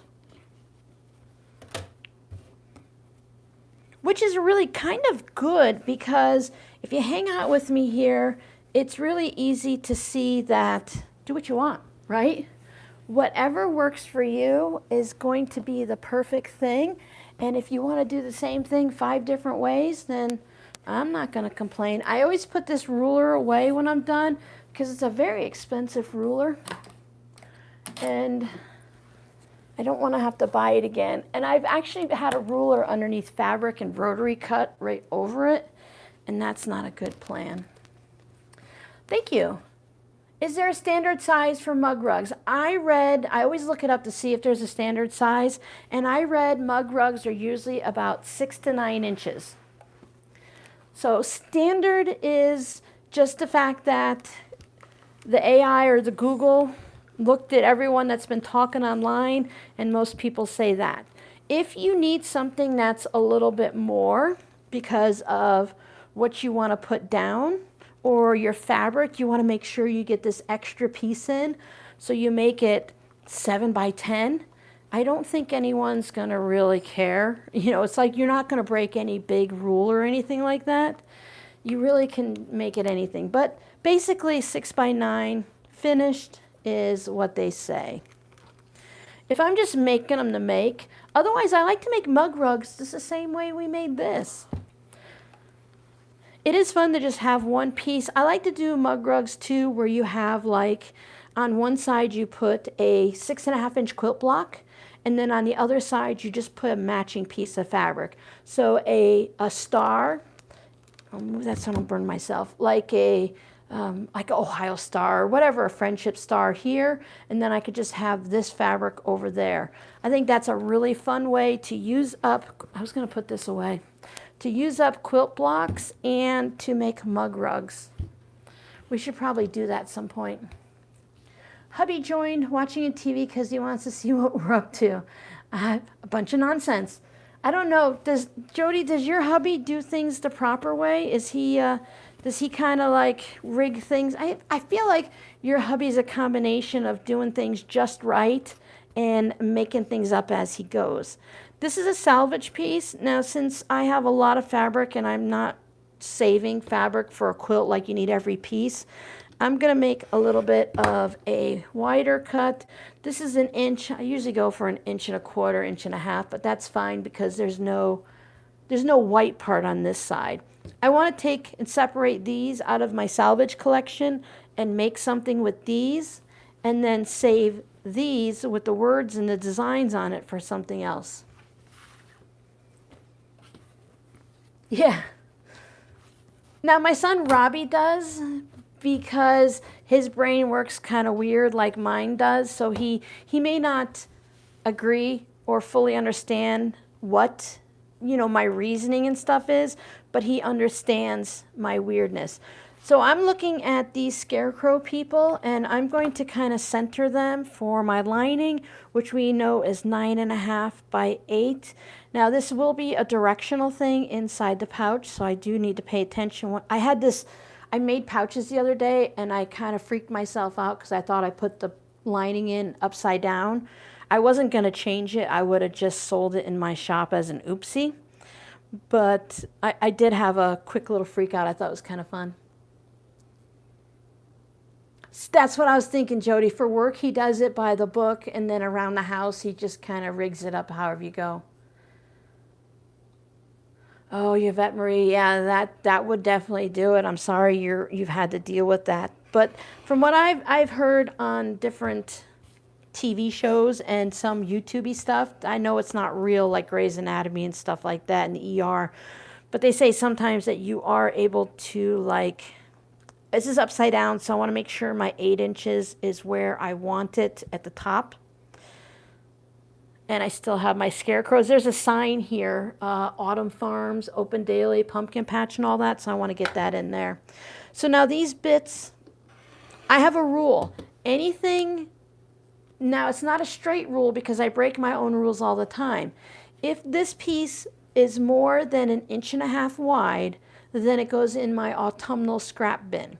If it's less than 1.5 inches wide, and it's just an everyday, not fun fabric, like if it's not black and white stripes and stuff that I might want to save, it will then go in my milk jug and use it for a fabric postcard.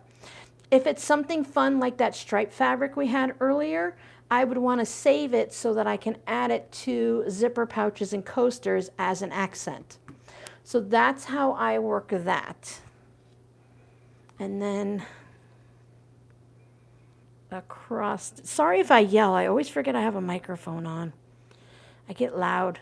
My kids say I also get excited when I do stuff. So like this one here, you can use this and zigzag down both sides, use heat and bond on it or something like that, and add it as an accent to your pouch. This only measures 1 inch wide, but that would be fun if I made a fabric postcard where the pieces are like this, but they're short. Then I would take something like this to cover up the seams where they meet. So this is going to go in my milk jug. And I'm going to wait until I'm all done playing with autumn fabric. Then I'll pull everything out of the milk jug and make something with it.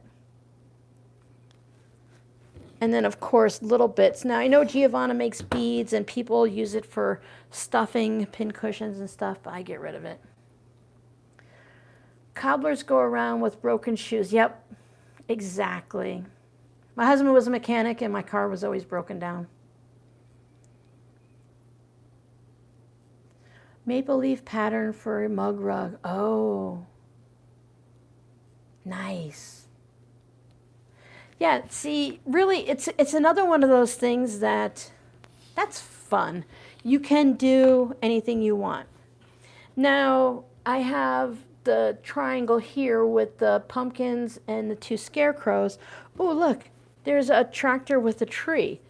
So since I know, it works out well for me because I know that I can take these scraps and create something creative and fun with it. So if I were to put this right here and I'm going to cut this off, I don't consider that wasting fabric because I can see all the lights, so I have to move I have that sign down there again, but I'm not too worried about the signs this time. I just want to get that tractor in the center. I know that, does anyone else get their rotary cutter like right at the edge of their ruler and like chip pieces off of it? I know I need to do that. I'm not good at left-handed rotary cutting. I know that I'm going to use those scraps and I have to go really slow, and it's not a waste for me. If I were making quilts and stuff and things were really important, and if I have like really special fabric, I'm a little bit more careful with it. Now, other pieces, I know I didn't close my rotary cutter, but it's over there. This doesn't really have anything fun. It says pumpkin and half of the word patch. So if this were something fun, I would save it in my milk can, but it's not. So I've learned that I can throw that away. And that's going to go over there. Yeah, it's just a lot of my rulers are missing their corners because of that. I'm slowly replacing them, but like I said, rulers are really expensive. So I really appreciate when you guys do things with Missouri Star. You watch the videos, you click on links, and if you purchase anything, excuse me, I inhaled something. Any money that I make off Missouri Star, because they either open up the affiliate link and I get some pennies off of whatever you purchase, or sometimes they'll send me a little bit of money for putting things on Instagram. So I take all of that money and I save it in a special spot so that when I need to buy fabric or rulers, I go and I use that money. So even though it's my income, it's not my actual money. I consider that, because it's not the same amount every month, right? I never know what they're going to pay.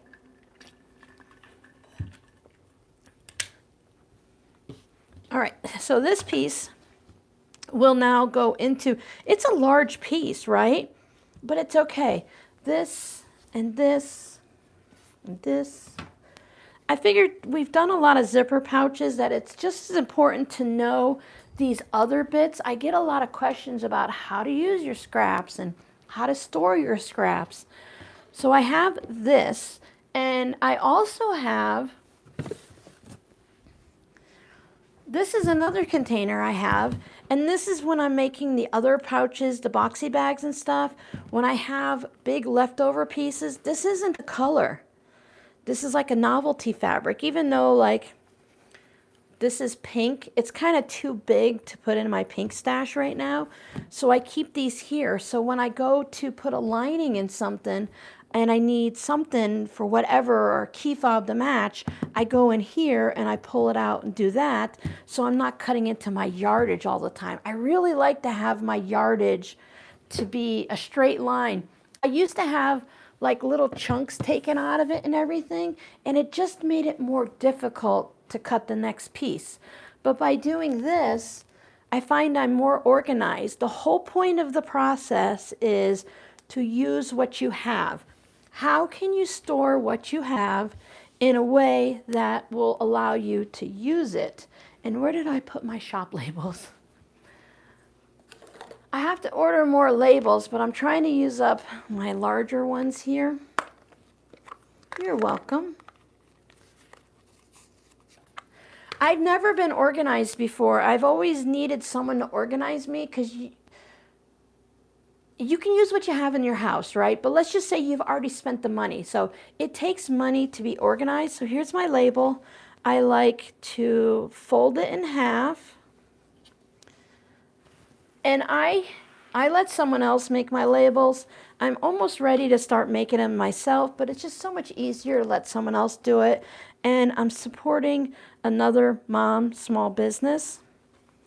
And this ruler is 2.5 inches. I like to use the 4 just because it's like in the middle of the ruler. And I either put them 1.5 inches down or I put them 1 inch. So depending on the size of the pouch. So I put it at 4 and 1.5 inches down. And the heart is about in the middle. So I just line this up with the number 4. And I just do a single stitch around. It has heat and bond on the back. I save a little bit of money by ordering it by a sheet, and I cut it out myself. Ooh, that puts it right in the tree. I don't want it in the tree, so I know I have some room above that because of the zipper and the seams and all of that, so I'm going to move it. You know what? Sometimes you don't have to have things exactly perfect. I'm going to put, that bothers me. Sometimes it works, sometimes it doesn't. What if I just offset it? I'll just put it up here and it'll be fine. That's why I give myself so much extra room. I know I need 3/8 of an inch for my seam, and 1/2 inch I have plenty of room. That puts me about 1 inch from the top. Line it up with the heart. Whoops. Yeah, so this has heat and bond on it.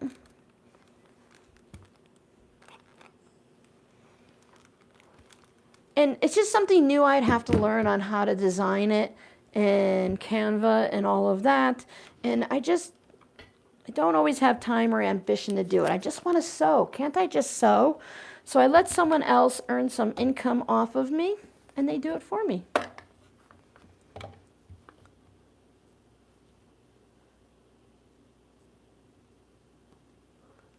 Sorry if I missed anybody. You guys just chat away and have fun. And then I do have an open-toed foot. I saved all of my bits from my Juki because they didn't want them anyway, so all of my tools. The brother doesn't, I don't think it came with an open-toe foot. I have all that stuff over there, but it's just one tag, and it looks a little crooked, but it's okay. It's probably just the pictures. I can sew around one. Usually I make 20 to 50 pouches at a time.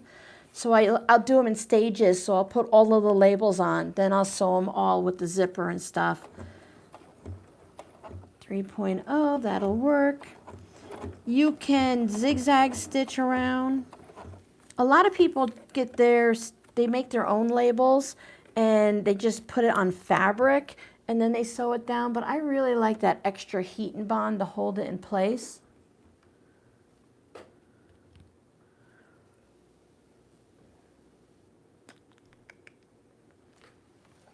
Just making sure. I don't want to leave someone, I know how bad it feels if you ask a question and the YouTuber doesn't see. It makes it feel like if they answer everyone else's comment, but they don't answer yours, it's like, do they not like me? Do I not belong here? Everyone belongs here. I always try to apologize if I miss anyone. Sometimes people have to say the question 4 times and everyone in the chat will just scream my name so I'll catch it because I get involved in the project and I don't always look up. Whoop, went too far. Back up. And then make sure you backstitch. It's better to use white thread on a white label so any little crookedness isn't noticeable, but sometimes I just like to have a matching one. Now, all of that hard work is done. That's the part that takes the longest. The part that everyone's scared of is the zipper, but I find that once I learned how to do zippers, I have to fix my chair. Once I learned how to do zippers and got comfortable with it, this is the easy and quick part. Oh yeah, you've been so busy with the beads, Giovanna. I bet you had a big mess to clean up. Yeah, sometimes it's hard to sew and chat. I miss things and see. Now, this is a bigger piece, so I can feel it moving on the batting. This is a robin issue, not a problem with the project. So sometimes with a wider piece like that, if I were using a lighter color thread and paying attention, I might have put some quilting lines on there and then even over here on the birds, but they are held down really well. Again, it's not an issue. This pouch is fine. I don't know. Can I use the orange or do I need to get a different color now?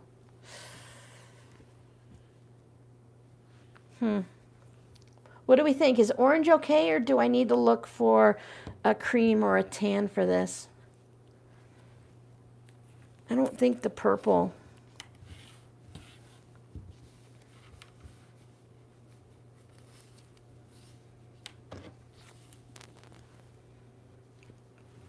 Orange is good, you think? I wish it was more of a burnty orange, but at least it's not a bright orange, right? Plus, it's fun to have a little contrast. All right, zipper side down. Right side is the part you zip with the teeth. I don't usually do this because I use a very reputable zipper person, but I should check to make sure. Oh, the girls called. Well, Jackie, we've been rambling. Do you think maybe the yellow? Let's look.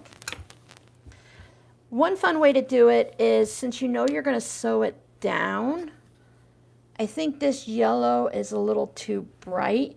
You put it in between the 2 pieces like that and you can see. Thanks, Denise. Thanks, everybody. Melanie, if I didn't say hi to you earlier, hello. I don't know if I did. Kathy, hello. Again, my apologies. Yeah. Well, then you might have to put me back on and check out the rambling. Yeah, I'm going to stick with the orange. I just wanted to pull them in. If someone asks and suggests something, I like to bring it in and at least let you know why I disagree with your decision. Now, when you're first starting doing zippers, I would put these two pieces. This is the front of my pouch. Right-handed is the most of the world. I know, sorry about left-handed people, but it doesn't matter. But most people unzip from left to right. So I have the head of the zipper here. If you're just starting out, you could take this over and sew this, but I'm going to put the back, the zipper, and the lining. Now, a lot of times they'll tell you to put it in this order. They'll tell you to put the lining right side up, your zipper right side up, and then your front. But for some reason, that really confused me when I first started doing zippers, so I switched to this way. Oh, you're new, but Melanie, I know your name. I've seen it before, but hello, welcome, welcome.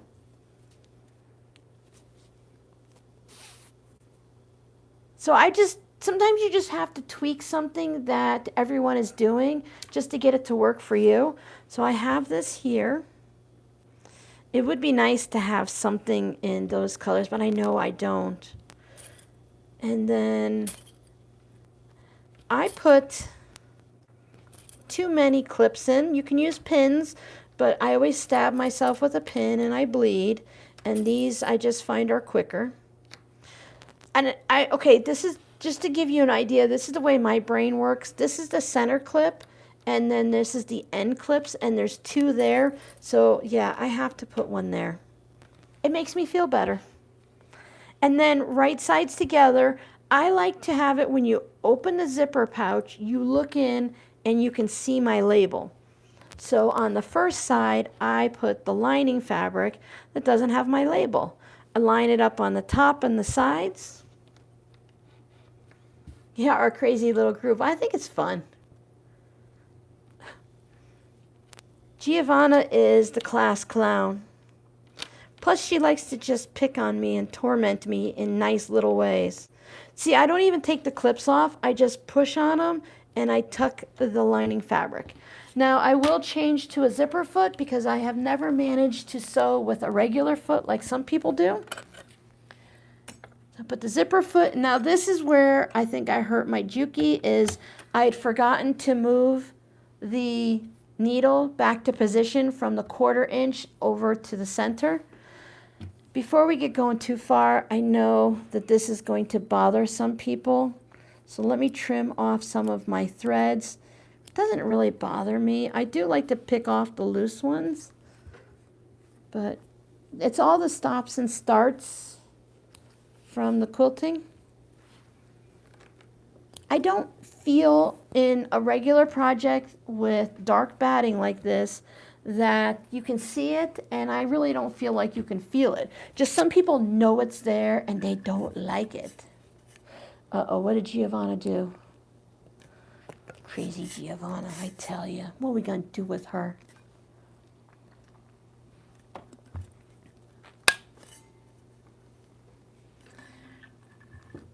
My grandma always said 50 lashes with a wet noodle. Kind of gross, but I don't think it'd be painful. Life would be boring. We miss you when you're not here. We miss everyone when they're not here. We're a nice small group. There's 40 of us hanging out. I used to get, we used to get up to like 1,000 people on a live stream. We don't do that as much anymore. A lot of people have gotten older and either left YouTube or unfortunately left the earth, because we started out with a lot of people in their 80s and such. I seem to attract some of the older generation. I like to backstitch on the zipper that's outside of the pouch. That will leave that little messy bird's nest there, and then I can just go. I don't use like all the way over to the side of my zipper foot, and I don't use this right along the zipper. I figured out where I like it, and then I took a Sharpie and I just made a mark on the front of the zipper foot, and I just let that go along the edge of my pouches. Crazy is fun. Giovanna's pretty good. If I ask Giovanna, I'm like, Giovanna, I really got a bad headache today, and I'm just going to ignore you for a while because you have too much energy for me. Giovanna seems to understand. At least I hope she does. We don't have to do that too often. If I don't have enough energy to deal with everyone, I just don't do the live. And then you just pop the clips off as you go. Sometimes I have to tell my children, I'm like, listen, if I have to think while you're talking to me, today's not a good day. I can't have a conversation with you. You can talk to me and I'll listen, but if I have to have a response or a thought to it, today is not the day for mama. Yeah. Yeah, well, everyone seems to have done pretty well. I think making it into my 80s is a really good goal. I would love to make it to 100, but I feel like that we have Murphy's Law in my family a lot, that I would probably pass away at 99. I'm like, that close to 100? Not fair. But I think making it to 100 or more would be really kind of cool. That would be a big blessing. But, you know, if your body is not doing what you want it to or what it needs to do anymore, sometimes that's not good either. I moved my lining. I moved my front down, so I have about, if you sewed it crooked, just move it so it's about even all the way along here, right? And then that way when you top stitch, it'll be in place. So if you sewed it and it's a little crooked, just even it out. Nobody will know. And then on this side, since it's cotton batting, it's going to hold the fabric really well. I move it so it's lined up again, and I do this. Now, I used to go and take this back to the sewing machine and top stitch here right away. Now I wait until I have both sides down. But see how my zipper is larger? I didn't have to unzip it and move it out of the way. That's sometimes how people get that wavy zipper. So if you, I don't like the little zipper pieces, the little pieces of fabric they put here. I don't like that because then the pouch doesn't open up all the way. And while I can do it, it's just not the favorite technique of mine. I rather perfect this version. I can really feel that lace ribbon in there, but that'll be okay. Now I take the next piece. You've just been listening, Rose? That works too. Oh, I really appreciate it. Has anyone been trying out that hype button on some of their favorite channels? You can go down below. If for those of you who remember how to find the live chat after the video is no longer live, it takes 24 hours for it to show up. But down below, you have like 3 dots and you can take the comments and stuff and scroll. So that's where the hype is. So you can go down there and look at it. And it should tell you how many hypes that channel has for that day at that moment. Everything goes back to 0 the next day. So while it's nice, I was looking at the leaderboard. I don't know if I'd ever find it again. I'm lining it up on the side and across the top. Some people had like 2.6 million hypes. I'm like, that's never going to happen for me. Now that everything's done, for some reason, I don't use as many clips on the second side. I told you guys, I don't make sense. Make sure all of this is out of the way. And then check your lining. If it's directional, make sure everybody's going in the same direction, right sides together, line it up and across there. This is a light colored fabric, so I do have a thread from my label. I'll clip that off. And then I will move these. I'm a little more particular on the second side to get everything lined up than I am on the front. And then we'll sew again. I like to sew on the side of the right side of the zipper with the teeth sticking up. I noticed a lot of people sew from the other side. I don't know. It doesn't matter either way. It's a personal preference thing. I don't know why they do that or not. Let me catch up on, oh, thank you, Mary. I do have a bit of an old soul. Well, 103 months. Jackie, that is just amazing, right? Okay, I'm going to read Rose's comments again. And Rose, I'm not picking on you, but I think this is a perfect comment. Rose had a little typo. Instead of listening, she put lustening. And really, come on, aren't we lusting over each other's projects and our fabrics and stuff? I know it has not the best meaning to the word, but yeah, I love to watch people just create stuff. I don't always want to watch a tutorial, but I'll go back and watch the same video over and over again if it's something like we're doing today and they're just randomly putting something together, even though they're kind of teaching us. It's fun.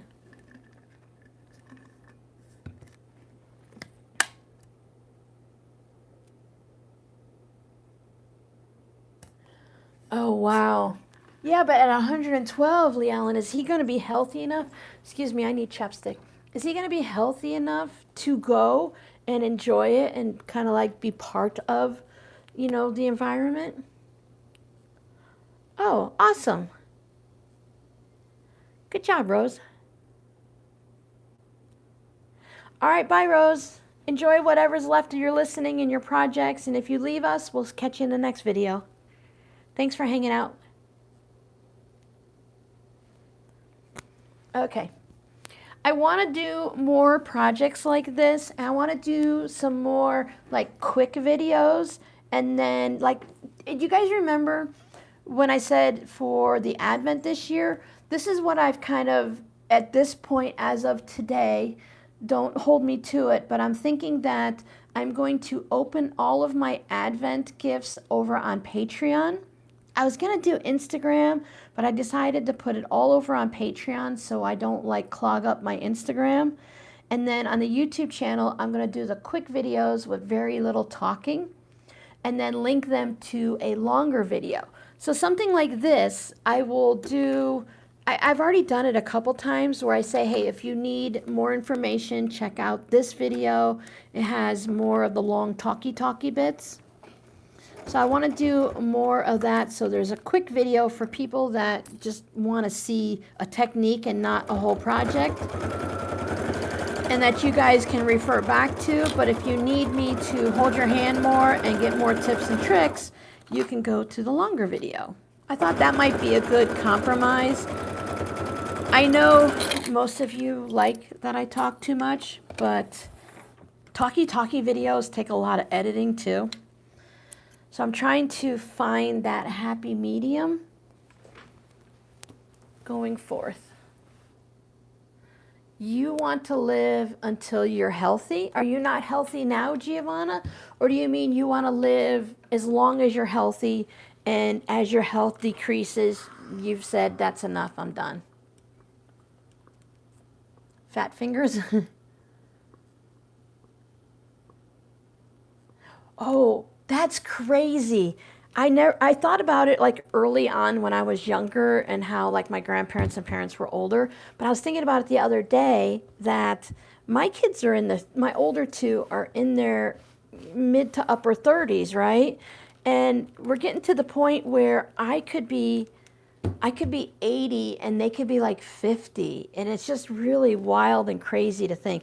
So I gave it a press. Now it tends to move a little, so I like to do that. See, my label was fine right where it was.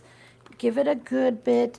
If you're working with like foam batting and stuff, one of the things I like to do, if it's a really thick project, I like to give it a good steamy press, and then I put my clapper on it and just kind of press that down a little bit, because it helps when you go to do the top stitching. Let it sit there longer than I did, but I find that that's a helpful bit.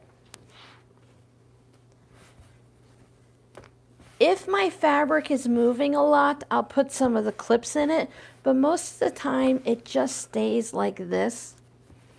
Now I'm going to top stitch. I don't know if it's 1/8 of an inch or 1/8 and a bit. I don't know all of my 16ths, because that's what my husband did with construction, but it's been a while since I've had to know those numbers.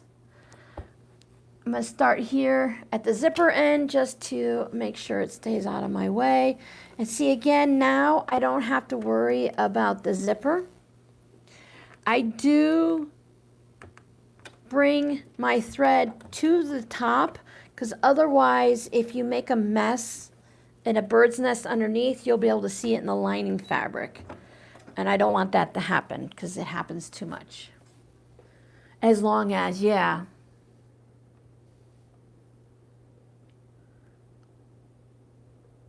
Electric wheelchairs, yep. It'll be his, there you go, Leon, that's your problem. You can deal with it. Sometimes I'll cut this thread off just because when I go around the other side, it gets in my way. And then I do this with my hands, and that just keeps the top from kind of curving up on the zipper area. Again, like I said, you could put, you could put clips on or pins or whatever.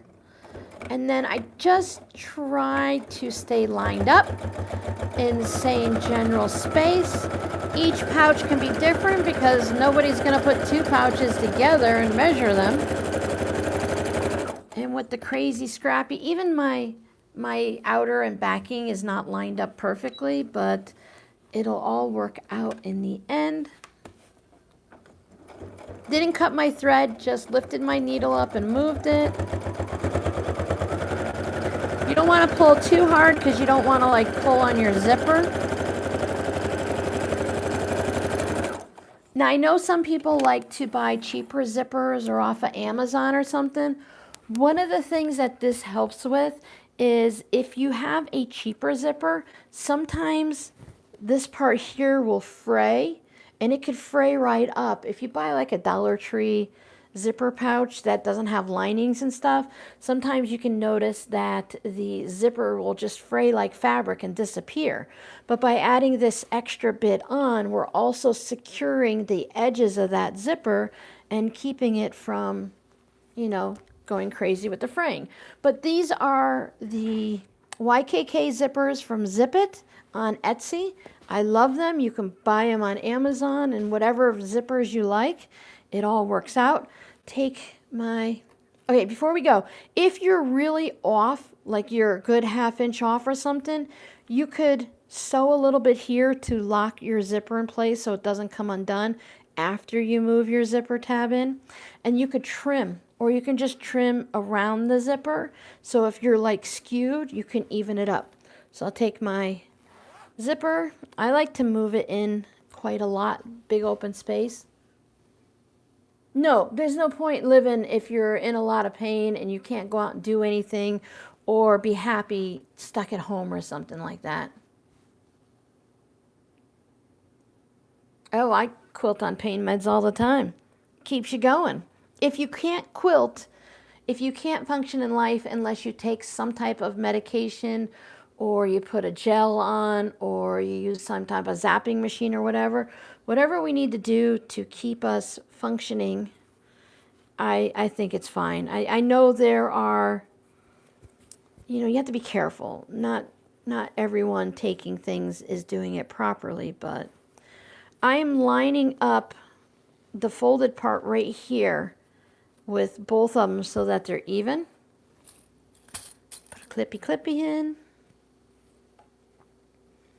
Depending on how big my pouch is, whether or not, I just want it to be held together while I'm sewing around, and I don't want to have to think about it. If the pouch was much bigger, then I would need to worry about maybe putting a handle on it or something. Now when I get to this side, this is the side that's uneven, so I will measure it up and make sure we're good. Measure and line everything up nice, and I'm gonna bring it up close to you guys and tell you my plan. Okay.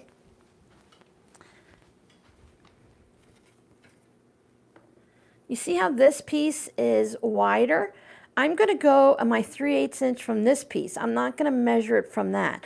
So this piece isn't like crooked or anything. It's nice and straight. So I'm gonna use the edge of this front piece as my seam allowance and make sure that's on the back. So I don't use that because that way it'll keep me even all the way across. Everything will stay lined up and I don't have to worry about trimming it. I like, my lining tends to always be a little off right there. I like to put clips. Lining lining's important, right? But it's on the inside and it's not as seen. I like to put clips at the zipper. That's the most important part. My lining tends to always end up being a little off at the bottom end of it down here. Sometimes you just need to give it a little press and everything will line up nicely, just because the zipper causes things to bunch in. And I do a 3/8 seam allowance. I don't mess with that 1/4 inch stuff. I put it into my calculations if I'm making it a certain size, and I just make sure it's all going to work out in the end. Your sewing machine. Oh, it's starting to rain. Hi, Cynthia Marie.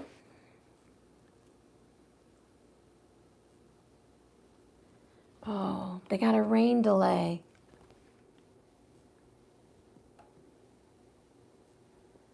No, I didn't. I didn't really even think about whether or not Armani was still alive or not. We've been losing a lot of our big name designers that are from back in the day and stuff. We have a few in the quilting world that it's going to be really sad when we lose them. All right. Change my zipper foot back to a regular foot. The center here is a 3/8 seam allowance, just like on my Juki, and it doesn't really matter. It'll just be consistent all the way through. Leave an opening in the lining for turning, back stitch.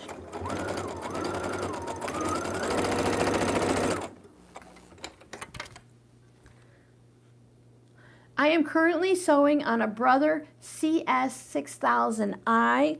My Juki HZL F600 is currently in the shop, getting a little bit of a spa day and a cleaning and a tune-up and all of that. Ooh, a Bernina.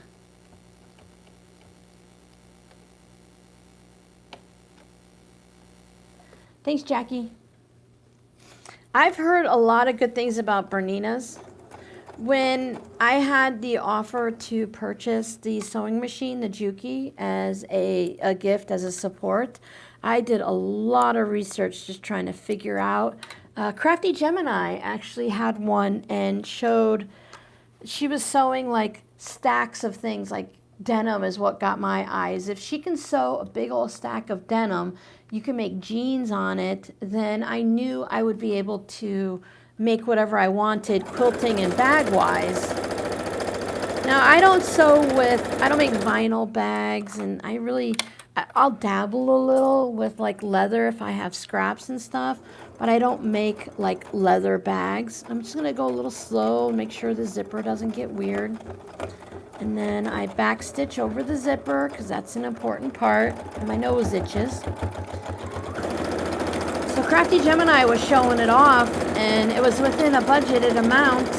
So I gave the donor an option of 3 different machines. This one might have actually been one of them too, I don't remember. And I let her decide where her budget was and what she was willing to spend. And she was very sweet. She wanted to make sure I had a machine that I grew into. Like, this machine's nice and all, but I've outgrown it. I outgrew it before I bought it, but I bought this machine, which is very loud, to use as a backup if something were to happen to my Juki, and also for doing like fabric postcards and anything you don't want to use on your main machine. Oh, Jukis seem to be very popular. They seem to like them a lot. I've got batting on my nose. It's tickling. I clean it myself too, Giovanna, but I really think I started having issues with the tension. I had to change the tension setting for the first time. And as you know, it was starting to make that funny clunky clunk sound. So I thought, well, for the price of the machine, I better take it in. For this Brother machine, I got it on sale for $150 on Amazon. And I know that's still a lot of money, but it's not, $2,000. Some of the sewing machines are $15,000. You definitely want to take something like that in for regular maintenance, just like you would for, you know, an automobile. You need a muffler, huh?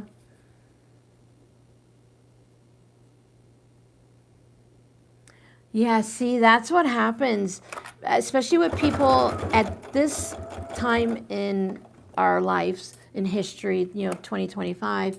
They wish they didn't work as hard back in the 60s, 70s, and 80s and stuff. I think people are a little bit better. I'm going slow because this is where it's folded and not open on the zipper.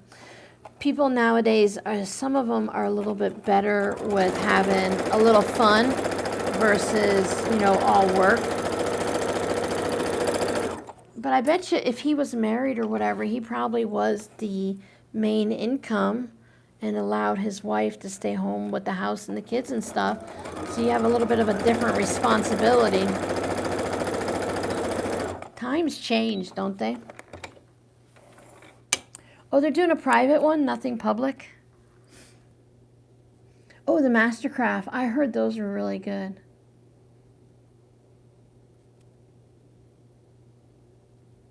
I'm not a huge fan of the singers. I'm just really not. I had a singer when I first started, but yeah, not the biggest fan. There's nothing wrong with them. They feel a little, I've never had a really, you know, high level one, just a basic Walmart special, and they always felt a little clunky to me and a little slow and stiff. I had a singer when I very first started, and then my brother Disney embroidery and sewing machine, it was a scratch and dent on Walmart shelves. They marked it like really way down. It was like $600 marked down to $200. And because the box was dented everywhere, but there's so much styrofoam in it, there was absolutely nothing wrong with the machine. It just had dented corners. Even the styrofoam was fine. So I'm like, hey, that's good. I like to give this a little bit of an iron to set the seams. I know, you know, like he was gay and stuff. I just didn't know what his whole situation and stuff was. Yeah, see now this Juki, it's one of the things that I was looking for. It's very, very heavy. It's got the metal components and stuff. I hate when your own, sorry, the word spit is gross, but it goes down the wrong tube. This brother is very light. You could like throw it and catch it. You wouldn't because it's not that light, but it's a lot of plastic in there. But what I do like about the brothers is I only want to do drop-in bobbins. I tried the one that goes in the side. I'm not a fan. But this one, I can take most of the bobbin case off, and I could take out the bobbin and the little thingy, and I can clean in there really well. But my Juki, I have to take out the screwdriver and take it all apart just to give it a good cleaning. So this one's really great because you could take it, every day, and, you know, clean it easily without thinking, and then deep clean it occasionally. So there are just a couple of things that I like better. All right, did I press? I pressed everything. I can't put this anywhere because the cats really love the wool pressing mat. Plus, I'm going to need it again. So let me put you over there. Okay.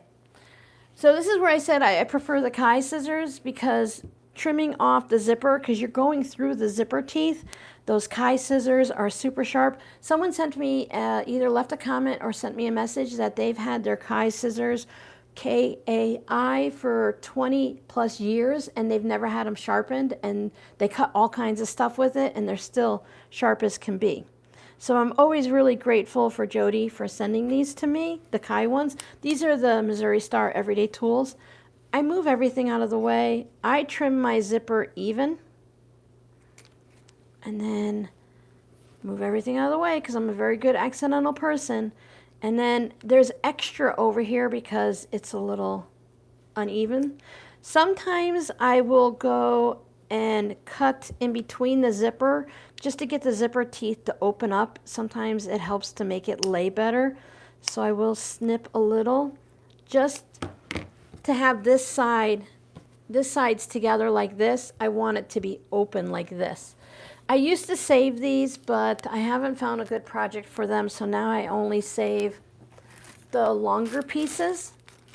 And I thought that I could use these kind of like ribbon. I'm specifically saving the lace ones. So I want, those are just fun, right? So I think you can add some of the zippers like we did on here with the ribbon. Front loading bobbin. Yeah, I know a lot of people like sew on, like they'll do just a straight up and down stitch machine. They have those, straight stitch only, and they'll do their quilt blocks on that because it's so precise. And then they'll quilt on this one, but then they'll do this on that one. And yeah, I just one machine and that's it. $15, that is nice. Yeah, the expensive machines, some of them, I have to say, they are really kind of worth it. So the end here is not even. I sometimes trim down the seam just a little bit. I keep my microphone cord out of the way, especially on the bottom of the pouch because that's where the lining has a seam also. And I know I'm not taking off very much, but sometimes that's all it takes, is that's just a little bit. Yeah, certain singers, I did hear that, are a little bit better than others. Trim the corners. And then this is a bit of a long, this is the one that wasn't even. So I'll trim that. My lining's got a little kink in it. Ooh. So here's my opening. I always leave that the size of whatever it is. I never trim it down because it makes it easier to tuck it in. But because, again, this is laying on the bottom, I like it to be a little trimmed. I do my lining a little bit of a wider seam allowance than, oh, the zipper is always nerve-wracking, than the outside fabric, the outside bit, so that it's not all baggy on the inside. So I trim, and I find it easier to trim this way. Everyone has like their own way to do. It's a basic idea on how to sew a zipper pouch, and then everyone has their own little techniques that they do, right? 1/4-inch seam on a quilt block, but people, you know, press their seams open, press them to the side. They all do different things. And I do like that these scissors have a cover for them to protect the tip and to protect myself. Excuse me.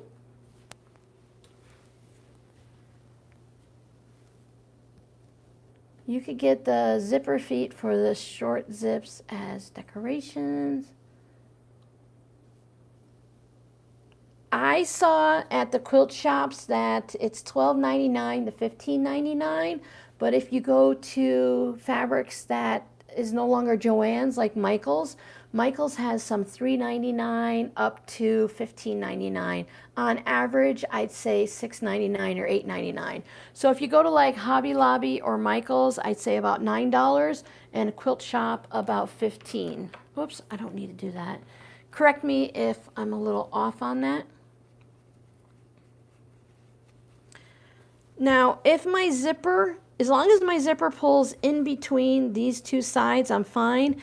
If I didn't open it enough, I can put my hand in, find the zipper pull, right? Grab it with my other hand, and I can take it and just open it a little bit more. So if your zipper is all the way over to here, it's okay. You don't have to struggle. You can open it a little bit. I grab a corner gently without tearing anything. This is why we back stitched on our lining. I don't have any of my tools here. I want this. Well, I don't have all of my tools here. My little flamingo point turner and my crochet hook. This is a size K aluminum. and it's rounded. I start by popping the corners out in my lining, which makes no sense, but it works.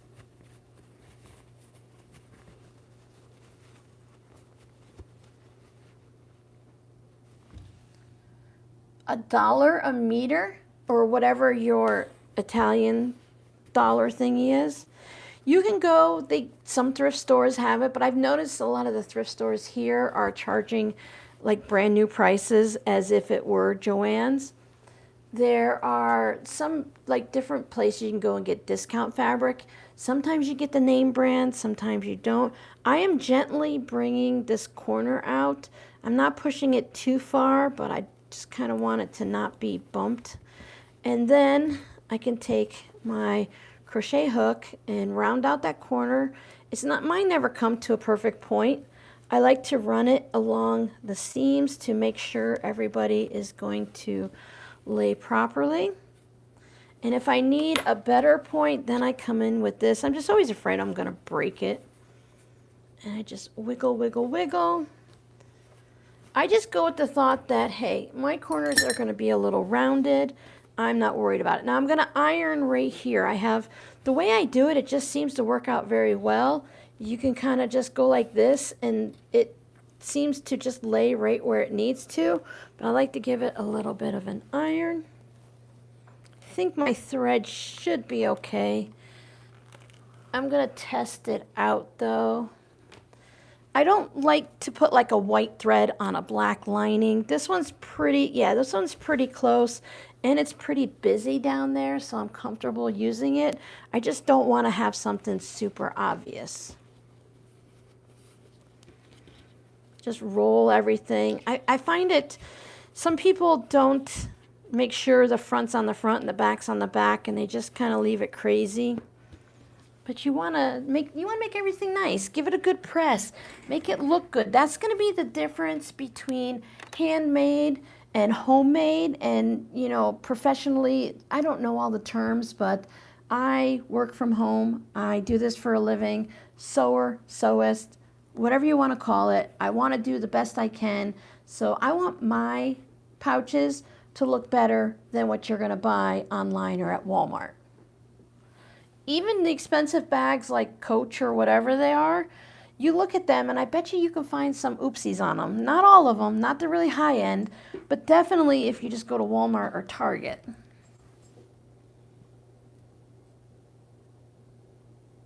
Wow. Yvette Marie, you're supposed to use them, right? That is a good bargain. All right, so I am going, some people will stitch the whole thing. I just add a little bit. So my, right here at the sign is where my opening starts and it stops here. I'm going to start a little bit before my opening, and I am going to be really close to the edge. Whatever your seam allowance is, you need to make sure you're less. So if you have a 1/4 inch seam allowance, your top stitching is like 1/8 of an inch. Either way, I'm going to stay close to the edge, back stitch, and then you can put pins or clips. I just make sure that my opening bits are lined up, and I stitch really close to the edge. Make sure everybody stays nice and lined up. It's going to be tucked in, back stitch. I kind of angle off of the edge. I'm really probably like a 1/16 of an inch anyway, so it doesn't really matter much. Some people put their opening in the side of their lining because they don't want to look down and see that. Some people hand stitch it. I've had people ask me to make them a pouch and not to sew the opening closed, that they would do it because they want to hand stitch and ladder stitch it closed. Yeah. Sometimes that's all it is. They just want someone who's going to care about it as much as they do. For anyone who doesn't know, this is a wooden TV dinner top, which is some batting and fabric and stuff. It keeps it so my wool mat, because it gets hot and the wet will go all the way through if I use a bunch of steam, it'll warp. I've taken quilt blocks that are hot from here, put them on my cutting mat just to, you know, move them out of the way, and I've had my mat bubble from them. I just put something heavy on it right away. I want to press this side.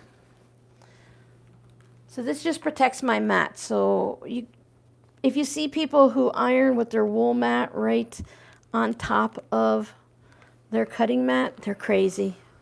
Or their iron's not on or something, because that's just wild. Guess if you don't have your iron too hot and it's not too steamy, you'll be okay. All right, pouch. Everything goes on the inside. I like to put my lining corner into my pouch corner. You're a hoarder. Make sure everyone's all lined up. Let's come over here and talk. All right, so mine does dip down a little bit. That one's not too bad, but if I find that it's a little bit too dippy, I have my finger goes in the hole and my thumb goes here, and I hold just the outer fabric here, not the lining, because I want the lining to move up. I just poke it up a little, but if you do too much, it sticks up and it looks weird. So don't go crazy.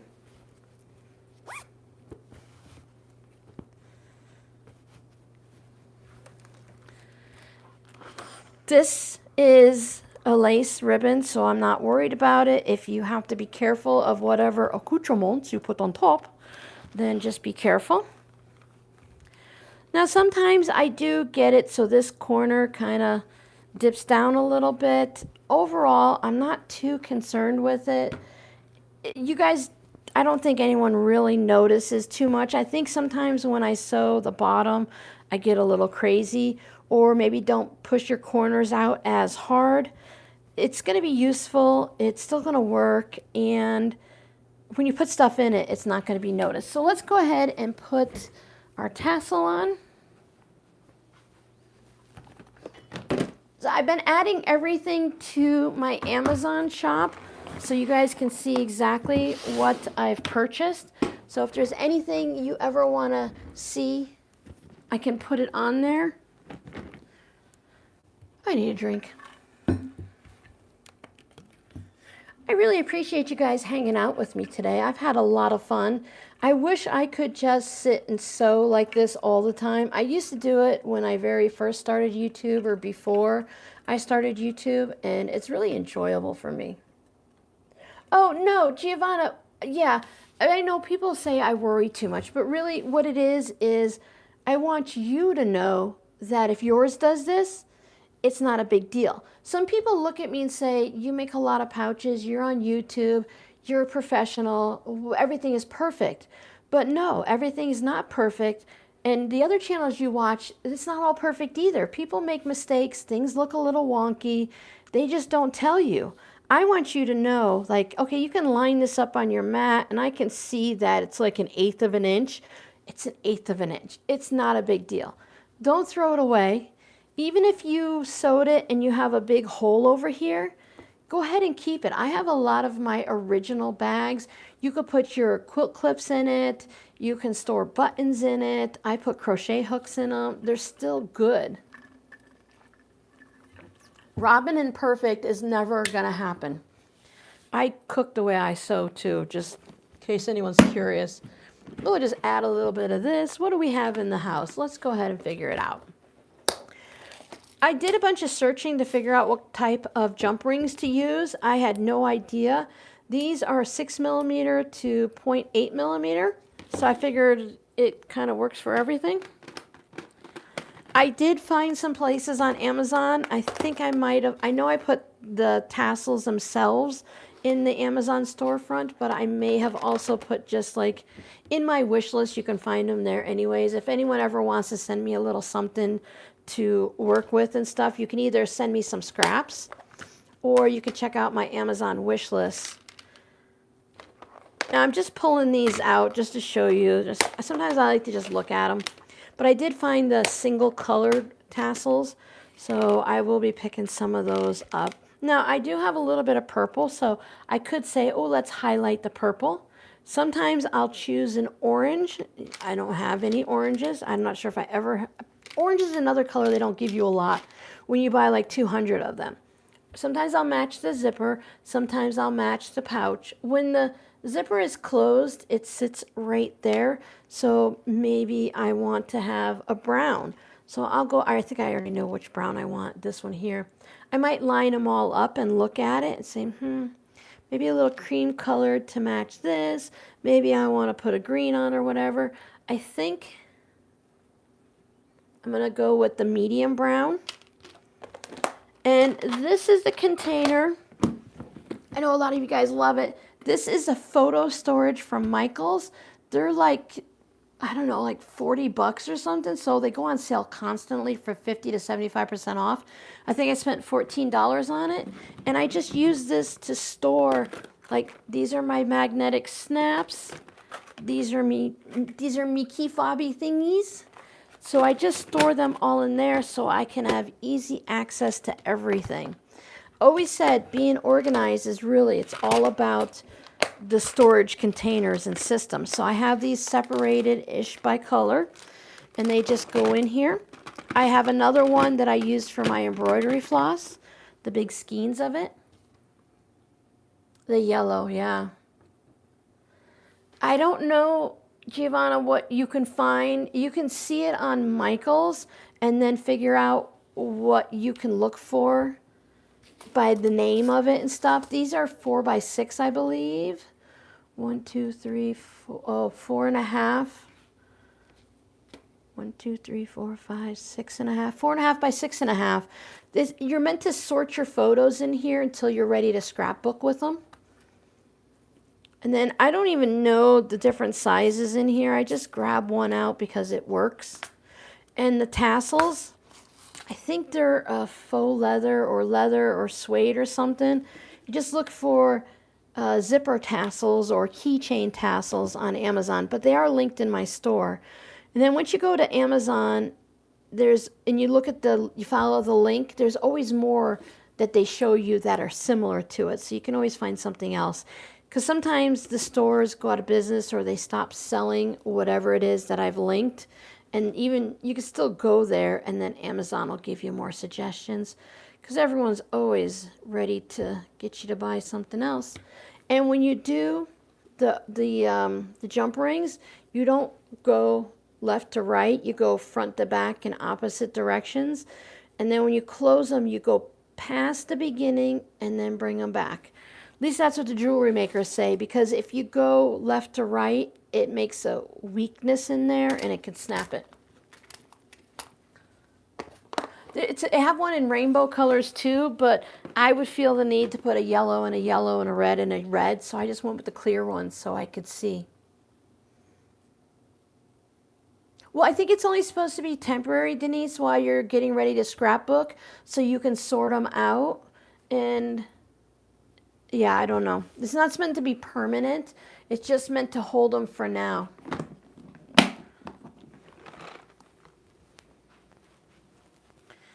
And I just keep it over here.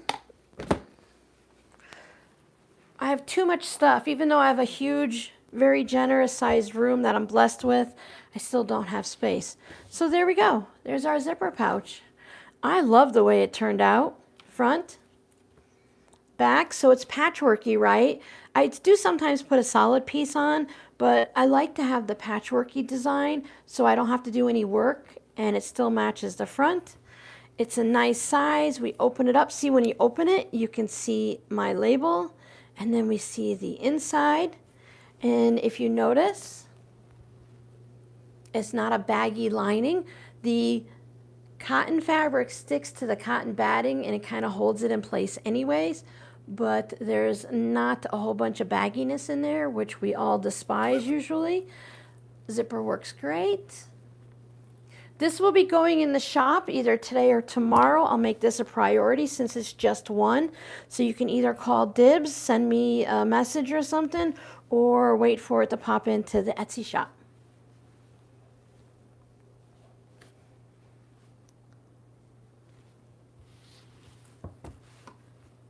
Hardens the jump rings. Many quilt stores will have to close. Oh, and watch those boxes too, because just like anything, if you find something like that in a quilt store, You can even look at some of the hardware stores for something similar, like tackle boxes and stuff like that. But once it has a label on it for a quilt type situation, the price like doubles or quadruples. Thanks, Giovanna. I had a lot of fun hanging out with you guys. Yeah, the craft stores are going bit by bit. I think Michael's, Hobby Lobby's like living their own life. They're kind of going with the crafting and with the decorating. And then Michael's is trying to stay Michael's, but to bring in a little bit of Joann's to pick up the slack on the fabric. Some stores have thousands of bolts and some stores just have a little aisle. Mine isn't, last time I went, it had one side of an aisle and one side of an aisle, and they don't have much yarn or anything. I need to go up and get some felt, and I've been looking online, and I really just want to hand pick because I want some Halloween colors, and the Halloween packages of felt aren't really what I want, so I'm gonna go up there and see what they have for fabric and stuff. Oh, Laura, you are super, super late because we're getting ready to say goodbye. You can always catch the replay. I'm glad you can make it long enough to say hello. But there's my autumn pouch. I will be doing the same thing. Let me show you, since we're just chatting and I can never stop talking. I'm going to show you my Christmas and Halloween situation that I plan on doing the same thing with. So these are the containers that I got from Walmart. They have them in store and online. And I put my rainbow scraps in it. You also saw my other big chunks from the leftovers, but this is all Halloween scraps. And it gets worse. It gets worse. I even purged and sold a lot of my Halloween and Christmas scraps. But yeah, Christmas, these are like pieces, they're triangles and stuff. So I try to keep, oh, there's some Halloween down there. This is like my milk can. I thought I could do, sorry, you can't even see. I thought I could do this as my milk can on the table, but that was hilarious. So it just has some Halloween and Christmas stuff in there. But yeah, I really need to do the same thing. Now, doing it by myself, it's much quicker. A pouch, I can really make a pouch in like 10-15 minutes. Like this, maybe 20 minutes, maybe 30. Depends on how much sorting I have to do ahead of time. I like to pre-sort and choose my fabrics on like Friday, and then on Saturday I do all the sewing because that's the part that takes the longest. So I really need to go and get these going. Ooh, you got the pick line removed. That makes a huge difference. Yeah, you might need some of those like protein drinks, the ones that are meant for people. Like I do that meal replacement thing. It doesn't have a lot of like calories that much, but it also has all the nutrients and stuff. So you like, it can give you all your vitamins, and then you just have to get something to put the weight on. All the things like the people that go hiking and the bicyclists that go like mountain biking and stuff, they'll have like just one cookie and it'll have 580 calories. So you might not be able to put a lot of food in your belly, but you're going to get something that's nutrient and calorie dense in a small amount of food. So it's really nice nowadays to have the options to have those foods. Now I need to do the same thing for like my polka dots and my rainbows and stuff. I'm still sorting through my rainbow fabrics. Yeah, the high protein shakes, they're supposed to be really good. People have to be careful because some people will eat those nutrient calorie dense foods thinking it's a snack, and they'll eat like 3 of those cookies, not realizing they just had 1,200 calories or something like that. All right, so now I need to make a yellow, purple, and green project, right? So here's what's left. Everything's nice and neat. I never expect to use my autumnal fabric.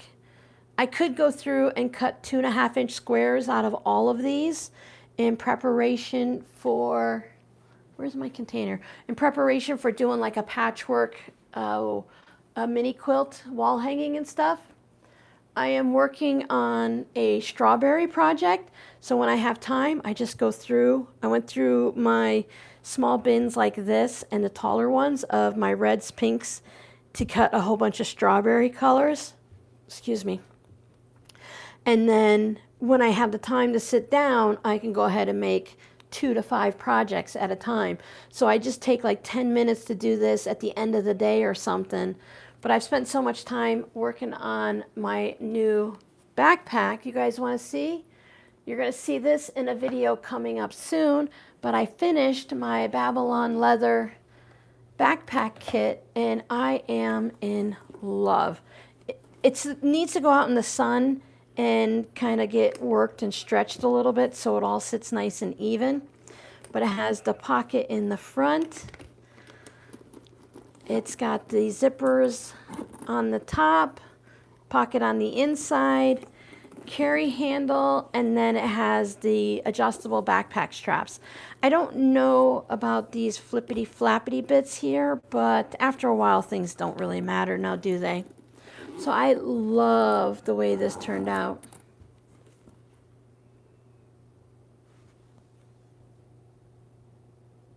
Oh, it's nice when your husband takes care of you like that. I've been very busy. This is what I've been doing at night. I think if the last one they said took like 6 hours to do, I think this is more like a 9 to 12. There's just a lot of stitching everywhere, but it's turned out so well and it smells so good.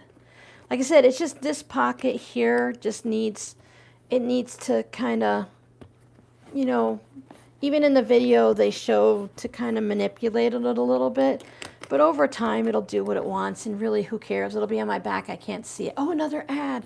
I only had that first ad in the beginning.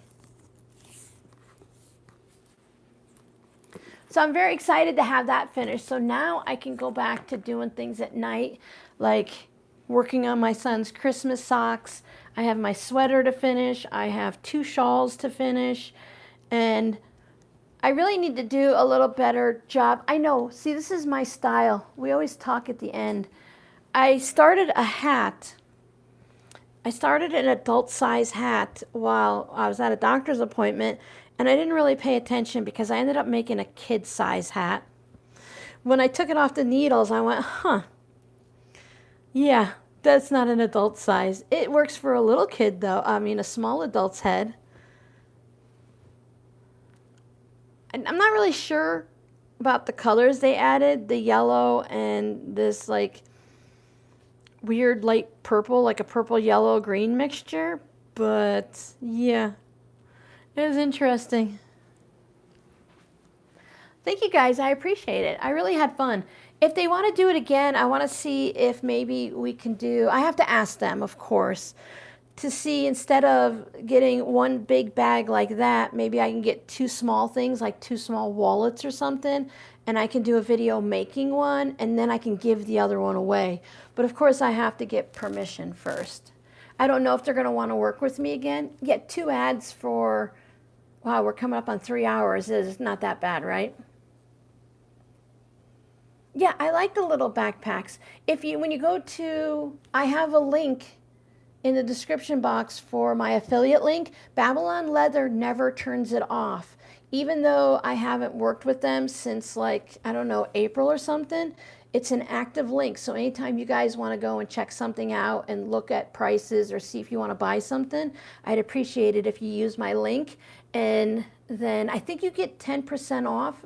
Double check. It should be in the description box. I think it's like Robin 10 or something like that. So you'll still get a discount too. There's never enough space and never enough time. For the actual backpack, let me see if I can find it. I always struggle. I'm going to give you the name, but if you go through the link, I'd really appreciate it, Laura, if you click through the link in my description box. And what I do is I go to Babylon Leather. I can't see your comments right now. I go to Babylon Leather, and in the search bar, so my link's in the description box. Please use my link. And then I look up backpack. And I chose this. It's called Woman's Leather Backpack DIY Kit. They don't have big fancy names, but it's the one with the little clasp on the front. That one right there. That's the one that I'm making. I really hope you guys can see what I'm doing. Let me come back. Yeah, so that's the one right there. So, but I appreciate it if you just use my link and then you can get the discount. All right, so thank you guys so much for hanging out with me. Do you want to do this again? Should we do a Halloween one on the next live stream, which will be the 20th?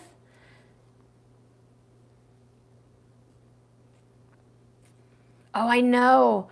And then you can choose matching thread or a white thread. And I chose matching so you can't see any oops, but I've already gotten much more comfortable and better at the technique, and I really wish I'd used the white thread so it would pop. So keep that in mind. Halloween's good? Okay, we'll do it. We'll do Halloween next time because I've got enough. I will do better because I knew I didn't have to plan too much because I had just a small amount. I will go ahead and pull out more fabrics, and I'll make sure I include some of the glow-in-the-dark fabric too.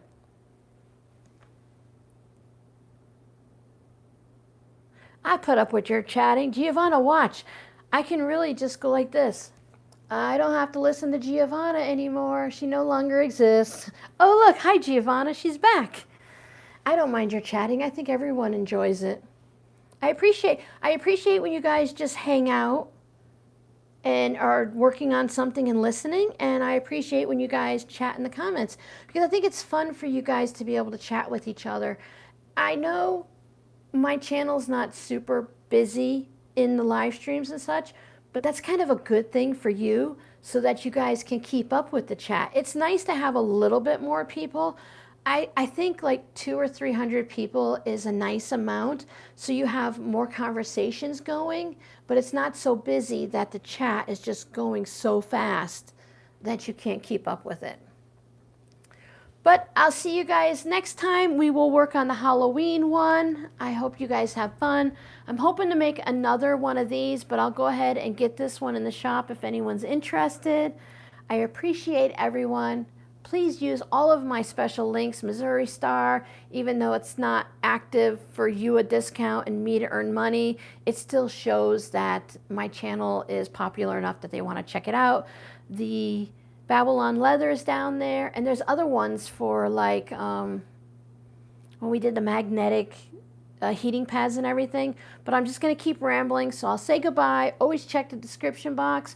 There's also links over on Instagram, and I'll see you guys later.